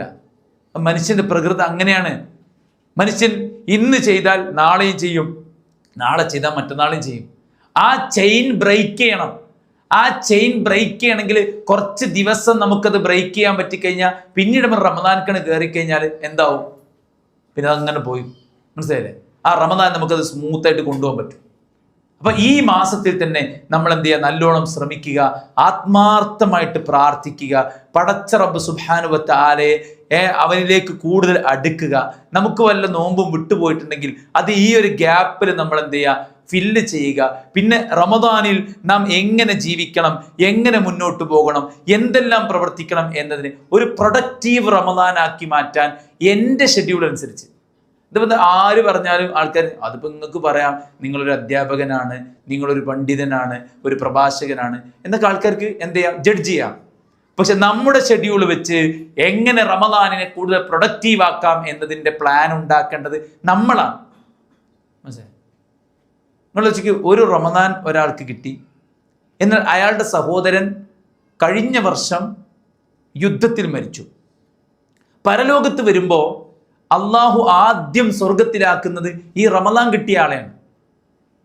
അപ്പൊ അതെന്താണ് കാരണം എന്ന് നബിനോട് ചോദിച്ചപ്പോൾ അദ്ദേഹം നബി സല്ലല്ലാഹു അലൈഹി വസല്ലം പറഞ്ഞത് അറിയോ, അയാൾക്ക് ഒരു റമദാൻ കൂടുതൽ കിട്ടിയില്ലെന്ന്.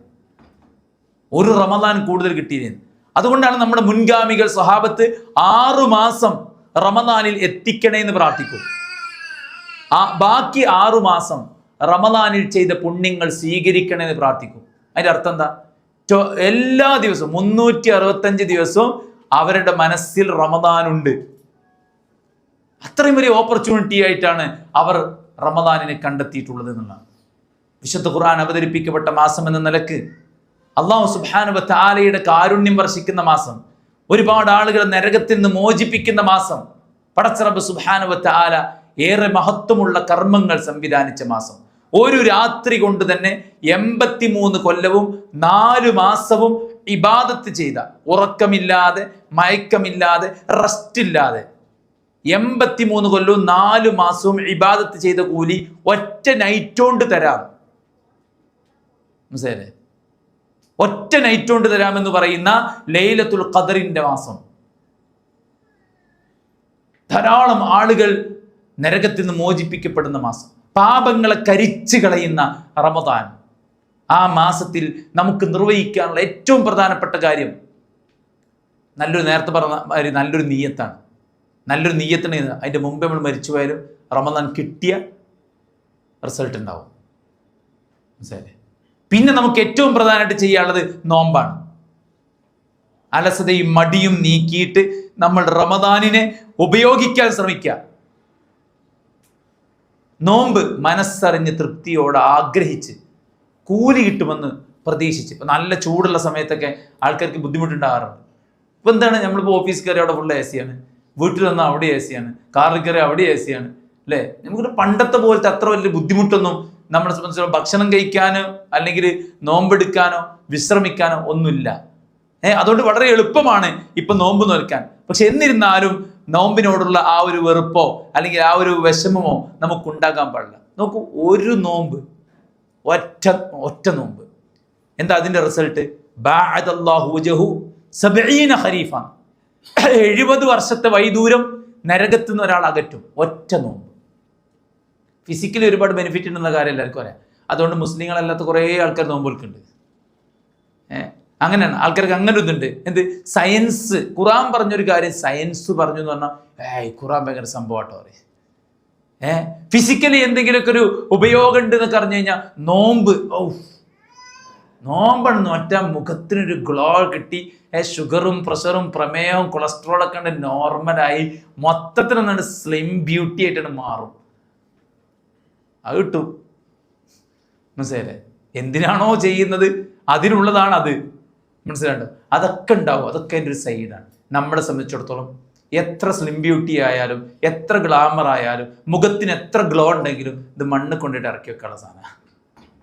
അവിടെ നമുക്ക് വിജയിക്കണം. അപ്പോൾ ഒരു നോമ്പ് 70 വർഷത്തെ വൈദൂരം അകറ്റുന്ന.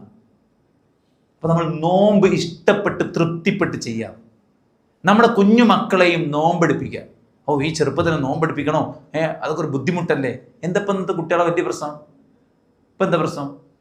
ഉമ്മ എന്തോ പറഞ്ഞിട്ട് കുട്ടി വീട്ടിൽ നിന്ന് ഇറങ്ങി, ബീച്ചിൽ പോയി വിശന്നപ്പോൾ ഏതോ ചെക്കന്മാരോട് എന്തെങ്കിലും വാങ്ങിത്തരു ചോദിച്ചു. ഓളെ കൊണ്ടുപോയിട്ട് റൂമെടുത്ത് ലോഡ്ജ് എടുത്തിട്ട് എല്ലാം വാങ്ങിക്കൊടുത്ത്. മനസ്സിലായില്ലേ? പറഞ്ഞ മനസ്സിലായില്ലേ? അവസാനം കേസായി, കൂട്ടായി, പീഡിപ്പിച്ചു, ബലാത്സംഗം ചെയ്തു എന്നായി. എന്തേ? ഓർക്കൊന്നും സഹിക്കാൻ വയ്യ, ഓർക്കൊന്നും ക്ഷമിക്കാൻ വയ്യ. ഏതെങ്കിലും ഒരു തരത്തിൽ ഒരു ഒബ്ജക്ഷൻ, ഒരു റിജക്ഷൻ അത് ഏറ്റുവാങ്ങാൻ പറ്റാത്തൊരവസ്ഥയിലേക്ക് നമ്മുടെ മക്കൾ മാറി. ചോദിക്കണമൊക്കെ വാങ്ങിച്ചു കൊടുത്ത് ഒരു പ്രയാസവും അനുഭവിപ്പിക്കാതെ ഞാനോ പ്രയാസപ്പെട്ടു, എൻ്റെ മക്കളോ പ്രയാസപ്പെടരുത്, അങ്ങനെ കുറേ സാധനങ്ങളുമായിട്ട് മക്കളെ വളർത്തിക്കൊണ്ടുവന്ന ആൾക്കാർക്ക് മക്കളെ കിട്ടാത്തൊരവസ്ഥയായി. മൊബൈൽ വാങ്ങിൻ്റെ പേരിൽ ആത്മഹത്യ ചെയ്തു, ചീത്ത പറഞ്ഞതിൻ്റെ പേരിൽ ആത്മഹത്യ ചെയ്തു. ഇതൊക്കെ മുസ്ലിം പെൺകുട്ടികളും ആൺകുട്ടികളുമാണ് ചെയ്യുന്നതെന്ന് അറിയുമ്പോൾ സുഹൃത്തുക്കൾ, അവിടുത്തെ ചെറുപ്പം മുതൽക്കേ നമ്മൾ ചില ചിട്ടകൾ, ഒരു 7 വയസ്സ്, ഒരു 10 വയസ്സിൻ്റെ ഉള്ളിൽ തന്നെ ഒരു മനുഷ്യൻ ഉണ്ടായിരിക്കേണ്ട എല്ലാ ക്വാളിറ്റീസും എല്ലാ സൽസ്വഭാവവും അവൻ അറിഞ്ഞിരിക്കേണ്ടതായിട്ടുള്ള നന്മ തിന്മകളും ഓരോന്നും എങ്ങനെ കൈകാര്യം ചെയ്യണമെന്ന വിഷയവും നമ്മുടെ മക്കൾക്ക് നല്ല ബോധ്യമുണ്ടാവണം. ഇപ്പം എന്താ പറയുക, യത്തീമ എന്നാരാ? ബാപ്പ മരിച്ച കുട്ടികളാണ്. എന്നാൽ ഇന്നത്തെ കാലത്തെ യത്തീമ് ഉമ്മയും ബാപ്പയും ജീവിച്ചിരിക്കുമ്പോൾ തന്നെ ഉമ്മാനെയും ബാപ്പാനെയും കിട്ടാത്ത കുട്ടികളാണ് ഇന്നത്തെ കാലത്തെ യത്തീമുകൾ. ഉമ്മക്കും ബാപ്പക്കനും ഒന്ന് മനസ്സറിഞ്ഞ് സംസാരിക്കാനോ അവർക്കൊന്ന് സ്നേഹം പങ്കുവെക്കാനോ അവർക്ക് ആ കുടുംബജീവിതം ഒന്ന് ആസ്വദിക്കാനോ പറ്റാതെ അവർ രണ്ടുപേരും എന്തിൻ്റെയോ പിറകെ ഓടുകയാണ്. പിന്നെ അതിൻ്റെ ഇടക്ക് കിടക്കുന്ന മക്കളോ അവർക്കും ഇപ്പറഞ്ഞ രൂപത്തിൽ ഒന്നും കിട്ടുന്നില്ല. ഒരു കുട്ടി ഒരുത്തിനായിട്ട് കമ്മിറ്റഡായി. അപ്പോൾ നമ്മൾ കുട്ടിയെ ഇതാക്കി സംസാരിച്ച് അതിൽ നിന്ന് രക്ഷപ്പെടുത്തി കുറച്ച് കഴിഞ്ഞപ്പോൾ അവൾ വീണ്ടും വേറൊരുത്തനുമായിട്ട് റിലേഷൻ ചെയ്തു. അപ്പം നമ്മൾ അവളെക്കുറിച്ച് പഠിച്ചു നോക്കുമ്പോൾ എന്താ മനസ്സിലാകും? അവിടെ ഭയങ്കര കുടുംബപരമായ പ്രശ്നങ്ങളാണ്. ഈ കുട്ടികൾക്ക് കിട്ടേണ്ടതായിട്ടുള്ള ഒരു സംഗതിയും, ഒരു തെർബിയത്തോ, ഒരു സ്നേഹമോ, ഒരു വാത്സല്യമോ ഒന്നും കിട്ടുന്നില്ല. ഇപ്പം റമദാൻ എന്ന് പറഞ്ഞാൽ നമുക്ക് മാത്രമല്ല, നമ്മളെ മക്കളെയും ഈ പറയുന്ന നന്മകളൊക്കെ ചെയ്യിച്ച്, സ്വഹാബത്തൊക്കെ ചെറിയ കുട്ടികളെ കൊണ്ട് നോമ്പൊൽപ്പിക്കും. വിശന്നിട്ട് അവർ കരയുമ്പോൾ കളിപ്പാട്ടിട്ട് കൊടുക്കും. ഈ കളിപ്പാട്ടത്തും കളിക്കണ പ്രായപ്രകാരം ആ പ്രായത്തിൽ കുട്ടികളെ നോമ്പ് നോൽപ്പിച്ചിരുന്നു എന്ന് പറയുമ്പോൾ നമ്മൾ നോമ്പ് നമുക്ക് മാത്രമല്ല നമ്മുടെ മക്കൾക്കും അതൊരു ആവേശമാക്കി ചെയ്യാൻ പറ്റിക്കഴിഞ്ഞാൽ നമ്മളെ മുമ്പ് അവരെണീക്കും, നമ്മളെ മുമ്പ് അവരെന്ത് ചെയ്യും, നോമ്പിൻ്റെ കാര്യത്തിൽ ശ്രദ്ധ ചെലുത്തും എന്നുള്ളതാണ്. സുഹൃത്തുക്കൾ, നോമ്പുകാരനായിട്ട് മരിക്കാൻ പറ്റിയാൽ അതൊരു വലിയ ഭാഗ്യമാണ്. അവൻ സ്വർഗത്തിക്കാണ്, ഡയറക്റ്റ് സ്വർഗത്തിക്കാണ്. റിയാൻ എന്ന ഡോറിലൂടെ പ്രവേശിപ്പിക്കപ്പെടാൻ അവൻ്റെ പാപങ്ങളൊക്കെ അള്ളാഹു സുബ്ഹാനഹു വ തആല മായ്ച്ചു കൊടുക്കുക, കരിച്ചു കളയാണ്.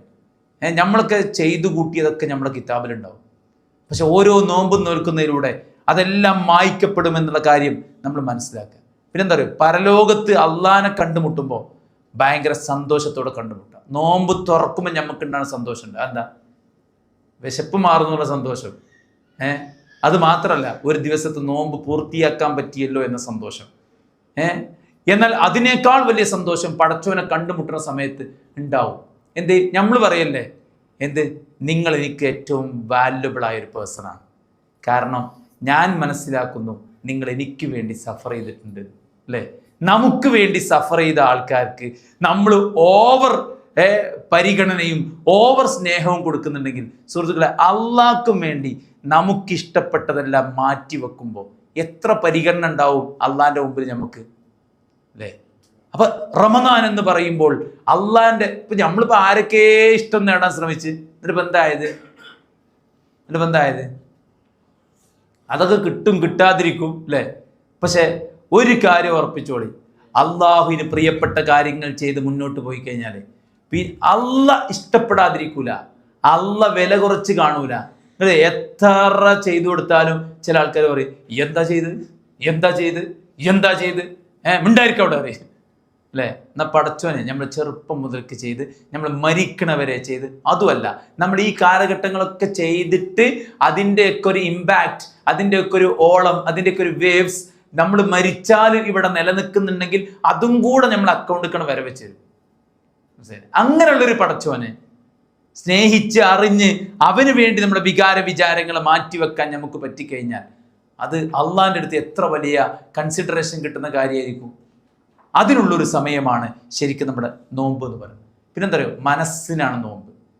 ശരീരം അതിൻ്റെ ജുനൂദാണ്. മനസ്സ് രാജാവും അവയവങ്ങൾ പട്ടാളവുമാണ്. മനസ്സിനാണ് ഏറ്റവും അധികം ശുദ്ധമാകേണ്ടത് റമദാനിൽ. ഈ മനസ്സിൽ പകയും വിദ്വേഷവും വേണ്ടാത്തരൊക്കെ വെച്ച് ജീവിക്കുന്ന ഒരവസ്ഥ നമ്മിലുണ്ടെങ്കിൽ നമ്മൾ എത്ര നന്മ ചെയ്താലും അത് അള്ളാഹുവിൻ്റെ അടുക്ക് സ്വീകരിക്കപ്പെടാത്തൊരവസ്ഥ ഉണ്ടാവും. അതോടെ മനസ്സ് ശുദ്ധീകരിക്കാനുള്ള ഒരു സമയമാണ്. പിന്നെന്താ പറയുക, സമാധാനത്തിൻ്റെ ഒരു കേന്ദ്രമാണ് ഖുർആൻ. ഇബ്നു ഖയ്യിം റഹിമഹുല്ലാഹ് പറഞ്ഞത് ഒരു നെട്ടിനൊരു ബോൾട്ടല്ലേ, ഒരു നെട്ടിനൊരു ബോൾട്ടാണ്, അത് കറക്റ്റ് അതിലിങ്ങനെ പോവും. ഇതേപോലെ അത് മൂപ്പര് പറഞ്ഞാൽ കേട്ടോ, അത് ഞാൻ പറഞ്ഞാണ്. ഇബ്നു ഖയ്യിം റഹിമഹുല്ലാഹ് പറഞ്ഞതെന്ന് വെച്ചാൽ നമ്മുടെ ഹൃദയവും ഖുർആനും തമ്മിൽ അഭേദ്യമായ ബന്ധമുണ്ട്. മനസ്സിലായില്ലേ? ആ ഖുർആനും ഹൃദയവും തമ്മിൽ കണ്ടുമുട്ടിയാൽ ഇങ്ങനെ ഇഴകിച്ചേരും. അങ്ങനെ പടച്ചോനെ സെറ്റ് ചെയ്ത്. ഇപ്പം നമ്മളെല്ലാ സങ്കടവും വിഷമവും ബുദ്ധിമുട്ടുകളും ഫ്രസ്ട്രേഷനും ഭാരിച്ച പെരുപ്പും ഇതൊക്കെ എന്താ വെച്ചാൽ ഖുർആനിലേക്കാണ് അടുക്കുമ്പോൾ ഇല്ലാതാവും. റമദാനിൽ നമ്മൾ ഖുർആനുമായി നല്ലോണം അടുക്കുക എന്നുള്ളതാണ്. ഓതുക, പഠിക്കുക, നന്നായി കേൾക്കുക, ക്ലാസ്സുകൾ ഉണ്ടാവും അതിൽ പങ്കെടുക്കുക, തഫ്സീറുകൾ വായിക്കുക, കുറച്ച് സമയം. ഇപ്പം നേരത്തെ ഇവിടെ പറഞ്ഞ മാതിരി എത്ര നമ്മൾ തിരക്കുണ്ടെന്ന് പറഞ്ഞാലും നമുക്കൊക്കെ ഇഷ്ടം പോലെ സമയമുണ്ട്. എല്ലാവരും അവനെൻ്റെ ഫോണ് ഒരു ദിവസം ഉറങ്ങാൻ പോകുമ്പോൾ ഇന്ന് എത്ര മണിക്കൂർ ഫോൺ ഉപയോഗിച്ചു, അത് ഓരോന്നും എന്തിനാ കൊടുത്തു എന്ന് നോക്കിക്കഴിഞ്ഞാൽ കിട്ടും. മനസ്സിലായി? അനാവശ്യമായ കുറേ റീൽസും ഷോർട്സും അതൊക്കെ നമ്മളൊരു സമാധാനത്തിന് ഒരു ഫ്രീ ടൈം ഒരു പിന്നായി കാണുന്ന ഒരു സംഭവിക്കാരം. ഞാൻ പറഞ്ഞത് ആ സമയം നമ്മുടെ ഖുർആനിലൊരു ഒരു തഫ്സീറിൻ്റെ ആപ്പ് ഉണ്ട്, അല്ലേ? അത് തലക്കന്ന് ഇപ്പം നമ്മൾ ഒരു റെസ്റ്റ് എടുക്കുമ്പോൾ ഫോൺ എടുത്തിട്ട് വെറുതെ ഇങ്ങനെ തോണ്ടൂലേ, ആ തോണ്ടുന്നത് നമ്മൾ ആ ഇരുത്തത്തിൽ ഇരുന്നിട്ട് അമാനി തഫ്സീർ ഇങ്ങനെ വായിച്ചു പോവുകയാണെങ്കിൽ എന്നോ തീർന്നുണ്ടാവും.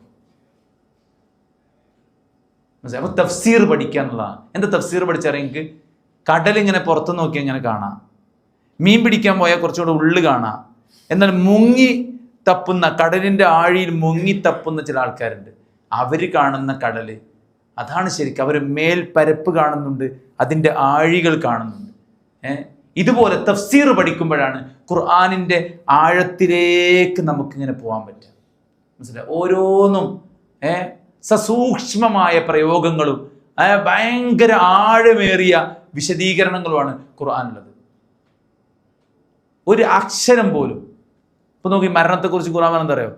വജാഅത് സക്രത്തുൽ മൗതി ബിൽ ഹഖ്, മരണവെപ്രാളം വരും എന്നാണ് അർത്ഥം. പക്ഷെ അവിടെ പ്രയോഗിച്ചത് വന്നു എന്നാണ്, പാസ്റ്റ് ടെൻസ് ആണ്. മനസ്സിലായില്ലേ?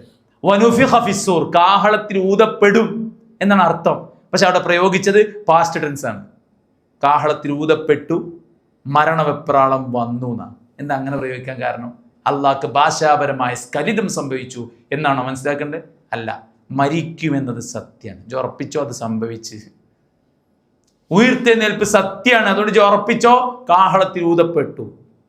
അപ്പോൾ എത്ര സസൂക്ഷ്മമായ പ്രയോഗങ്ങളാണ് വിശുദ്ധ ഖുർആൻ നടത്തിയത്. അള്ളാന്റെ ശിക്ഷയെക്കുറിച്ച് പറയുമ്പോൾ അള്ളാന്റെ റഹ്മാൻ എന്നുള്ള പേര് അവിടെ ചേർത്തി പറയാറുള്ളത്.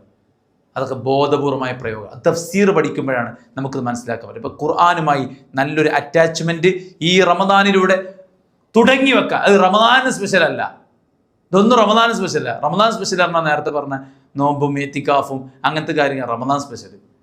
ഇതൊക്കെ നമ്മുടെ ലൈഫിലുണ്ട്. അപ്പോൾ റമദാൻ എന്ന് പറയുന്നത് നമ്മുടെ ലൈഫിൽ, ഓൾ ലൈഫ് നമുക്ക് കിട്ടേണ്ട ഒരു സംഭവമാണ്. അതുകൊണ്ട് ഖുർആൻ പഠിക്കാനും അതിൻ്റെ ആശയങ്ങൾ പഠിക്കാനൊക്കെ ഒരു മനസ്സ് ഉണ്ടാവാന്നുള്ള. പിന്നെ തൗബയും ഇസ്തിഗ്ഫാറും വർദ്ധിപ്പിക്കുക, നമ്മുടെ നിസ്കാരങ്ങളൊക്കെ ഒന്ന് കൃത്യമാക്കി കൊണ്ടുവരിക, സുന്നത്തുകൾ അധികരിപ്പിക്കുക, തറാവീഹ് നിസ്കരിക്കുക. ഇശാ മിസ്സാക്കിയിട്ട് ഓടി വരും ചില ആൾക്കാർ തറാവീഹിന്. ഇശാ നിർബന്ധമാണ്, ജമാഅത്ത്. തറാവീഹ് ജമാഅത്ത് നിർബന്ധമല്ല. അപ്പോൾ ജമാഅത്ത് നിർബന്ധ നിസ്കാരങ്ങളും സുന്നത്ത് നിസ്കാരങ്ങളൊക്കെ നമ്മൾ എന്ത് ചെയ്യുക? അധികരിപ്പിക്കുക. പിന്നെ പുണ്യങ്ങൾ അധികരിപ്പിക്കാൻ പറ്റിയ മാസത്തിൽ സ്വതക്ക നല്ലോണം പ്രവാചകൻ അടിച്ചു വീശുന്ന കാറ്റിനെ പോലെയായിരുന്നു എന്നൊക്കെ കാണാൻ സാധിക്കും. അതുപോലെ ഇപ്പം ഈ ഇരിക്കുന്ന ഇരിപ്പിൽ നമുക്ക് ചെയ്യാൻ പറ്റും, ഓഫീസിൽ ഇരിക്കുമ്പോൾ ചെയ്യാൻ പറ്റും, വണ്ടി ഓടിച്ചു പോകുമ്പോഴും ചെയ്യാൻ പറ്റും. ഒരുപാട് കൂലി വാങ്ങാൻ പറ്റിയ സംഭവമാണ് അദ്കാറുകൾ. സുബ്ഹാനല്ലാഹ്, അൽഹംദുലില്ലാഹ്, അല്ലാഹു അക്ബർ ഒക്കെ തുടങ്ങിയിട്ടുള്ള കാര്യങ്ങൾ നമുക്ക് അധികരിപ്പിക്കാൻ പറ്റും എന്നുള്ളതാണ്.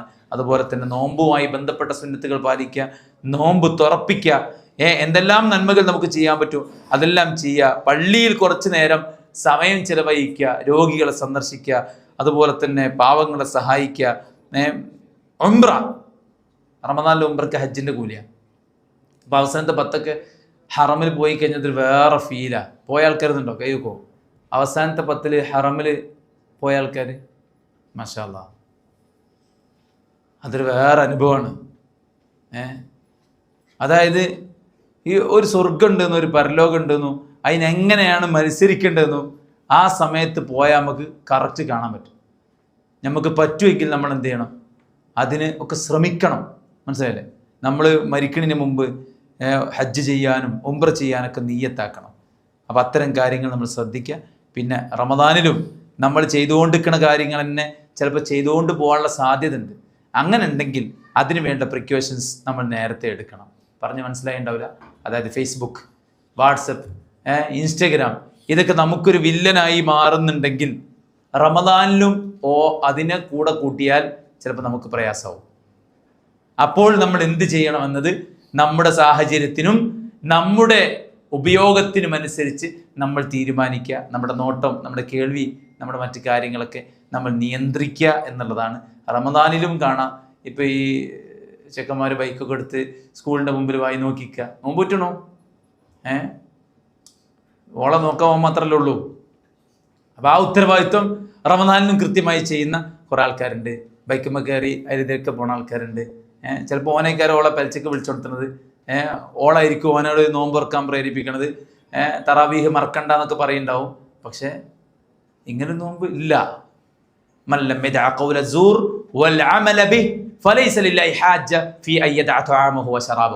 ഒരാൾ ഹറാമുകൾ വെടിയുന്നില്ലെങ്കിൽ അയാളുടെ പട്ടിണി അള്ളാഹ്ക്ക് ആവശ്യമില്ല.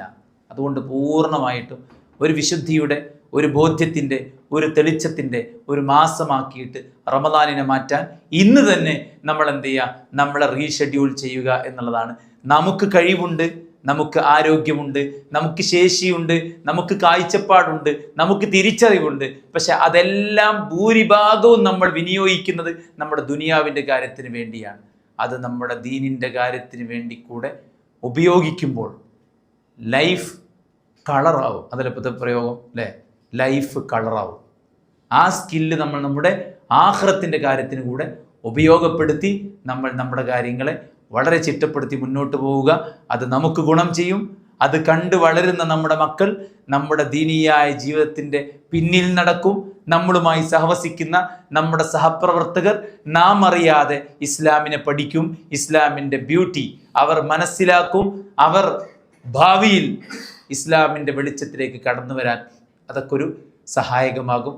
ആ ഒരു നിലക്ക് നമ്മൾ നമ്മുടെ ജീവിതത്തെ സമ്പൂർണ്ണമായി അള്ളാഹുവിൻ്റെ ദീനിൻ്റെ കാര്യത്തിന് വേണ്ടി മാറ്റിവെക്കുകയും എല്ലാ വിഷയത്തിലും അള്ളാഹിൻ്റെ കൽപ്പനകൾ പാലിച്ചുകൊണ്ട് മുന്നോട്ട് പോവുകയും ചെയ്യാൻ ശ്രമിക്കുക. ഇതുപോലത്തെ മീറ്റുകൾ നമ്മൾ അല്പം സുഹൃത്തുക്കൾ അവരെ ഒരുമിച്ച് ചേർന്ന് ആലോചിച്ചുണ്ടാക്കുന്നതാണ്. ഇതിൻ്റെ ഭാഗമാവുക എന്നത് നമുക്ക് കുറച്ചുകൂടെ സുരക്ഷിതത്വം നൽകുന്ന കാര്യമാണ്. നമ്മുടെ ചിന്തയും നമ്മുടെ അറിവും നമ്മുടെ കഴിവും നമ്മുടെ ഒഴിവ് സമയവും നമ്മുടെ സമ്പത്തും എല്ലാം അള്ളാഹിൻ്റെ ദീനിന് ഇൻവെസ്റ്റ് ചെയ്യാൻ പറ്റിയ നല്ലൊരു ഓപ്പർച്യൂണിറ്റിയാണ് യഥാർത്ഥത്തിൽ ഈ ഒരു ദഅവത്ത് എന്ന് പറയുന്നത് അല്ലേ? ഇവിടെ വലിയ വലിയ ഫ്ലാറ്റുകളുണ്ട്. ഇവിടെ ഒരുപാട് ജോലിക്കാർ വരുന്നു. അവർക്ക് ഫ്ലാറ്റുകൾ കൊടുത്താൽ നല്ലൊരു വരുമാനമാകും. പിന്നെ ജോലി ചെയ്യണ്ട, ആ വരുമാനം വാങ്ങിയിട്ട് ഇങ്ങനെ ഇരുന്നാൽ മതി എന്നാണ് ഒരു ധാരണ പൊതുവെ അല്ലേ? എന്നാൽ ഏറ്റവും വരുമാനമുള്ള ഒരു ബിസിനസ് അത് ദഅവത്താണ്. മനസ്സിലായി? ദീനറിയാത്ത ബോധമില്ലാതെ ചെറുപ്പത്തിലൊക്കെ നിസ്കരിച്ചിട്ടുണ്ടാവും, നോമ്പൊറ്റൊക്കെ ഉണ്ടാവും. പക്ഷെ നല്ലൊരു പ്രൊഫഷനും ഇതൊക്കെ കിട്ടിക്കഴിഞ്ഞപ്പോൾ എന്ത് ചെയ്ത് ആളൊക്കെ മാറിപ്പോയി. എനിക്കറിയാം, ബാംഗ്ലൂർ ഒരു സഹോദരി എന്നെ വിളിച്ചിരുന്നു. അവർ പറഞ്ഞതെന്ന് വെച്ചാൽ പട്ടിണി കിടന്നിട്ടുണ്ട് ഉസ്താദെ. അന്നേരം ഞാനും മൂപ്പരും എണീറ്റിട്ട് തഹജ്ജുദ് നിസ്കരിച്ച് പ്രാർത്ഥിച്ചപ്പോൾ പഠിച്ചവനൊരു ജോലി തന്നു. ആ ജോലിയിൽ നിന്ന് ഒരു പ്രൊമോഷൻ കിട്ടി. ആ പ്രൊമോഷൻ ഓള് പറഞ്ഞതനുസരിച്ച് ഞാൻ കണക്കൂട്ടുമ്പോൾ അത്യാവശ്യം വലിയൊരു എമൗണ്ട് സാലറി വാങ്ങുന്നുണ്ട്. അയാൾ ഖത്തറിലാണ് ഇപ്പോൾ. ഇപ്പം എന്താ നിങ്ങൾ നല്ലൊരു എമൗണ്ട് സാലറി വാങ്ങാൻ പറ്റിയ ജോലി കിട്ടിയിട്ട് അയാൾക്കിപ്പോൾ നിസ്കാരമല്ല, ഒന്നുമില്ല. ഇങ്ങനെയുള്ളവരാണ് അധികവും നമ്മുടെ കൂടെ ജോലി ചെയ്യുന്ന ആൾക്കാർ. അവരെയൊക്കെ ദീനിൻ്റെ ആ ഒരു സമാധാനവും സൗന്ദര്യവും ഒക്കെ പറഞ്ഞ് ബോധ്യപ്പെടുത്താൻ ഏറ്റവും ബെസ്റ്റ് പേഴ്സൺ നമ്മളാണ്. നമ്മൾ നമ്മുടെ ഷർട്ടിനെ കുറിച്ച് പറഞ്ഞു, നമ്മുടെ ഫോണിനെ കുറിച്ച് പറഞ്ഞു, സ്ത്രീകളാണെങ്കിൽ അവരുടെ ആഭരണങ്ങളെക്കുറിച്ച് പറഞ്ഞു, അവരുടെ വീട്ടിലുള്ള എക്യുപ്മെൻസിനെ കുറിച്ച് പറഞ്ഞു.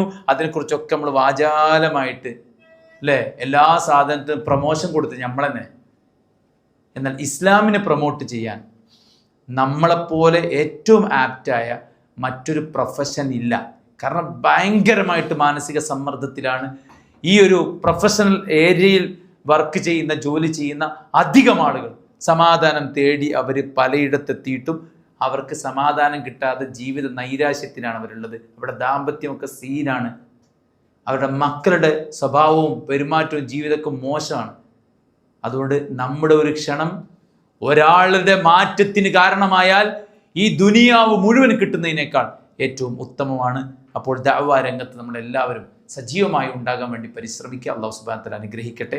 നമ്മുടെ ഈ മജ്ലിസ് നമ്മിൽ കബൂൽ ചെയ്യുമാറാവട്ടെ. കൂടുതൽ ദീനിൻ്റെ വഴിയിൽ മുന്നേറാൻ അല്ലാഹു തൗഫീക്ക് ചെയ്യട്ടെ. അല്ലാഹു നമ്മെ എല്ലാവരെയും പരിശുദ്ധ റമദാനിലേക്ക് എത്തിക്കുമാറാവട്ടെ. ആരാധനാ കർമ്മങ്ങൾ കൊണ്ട് റമദാനിനെ ധന്യമാക്കാൻ അല്ലാഹു തുണയ്ക്കുമാറാവട്ടെ. വഅഖൂലു ഖൗലി ഹാദാ വസ്തഗ്ഫിറുല്ലാഹ ലി വലക്കും ഫസ്തഗ്ഫിറൂഹു ഇന്നഹു ഗഫൂറുർ റഹീം. അസ്സലാമു അലൈക്കും വറഹ്മത്തുള്ളാഹി വബറകാതുഹു.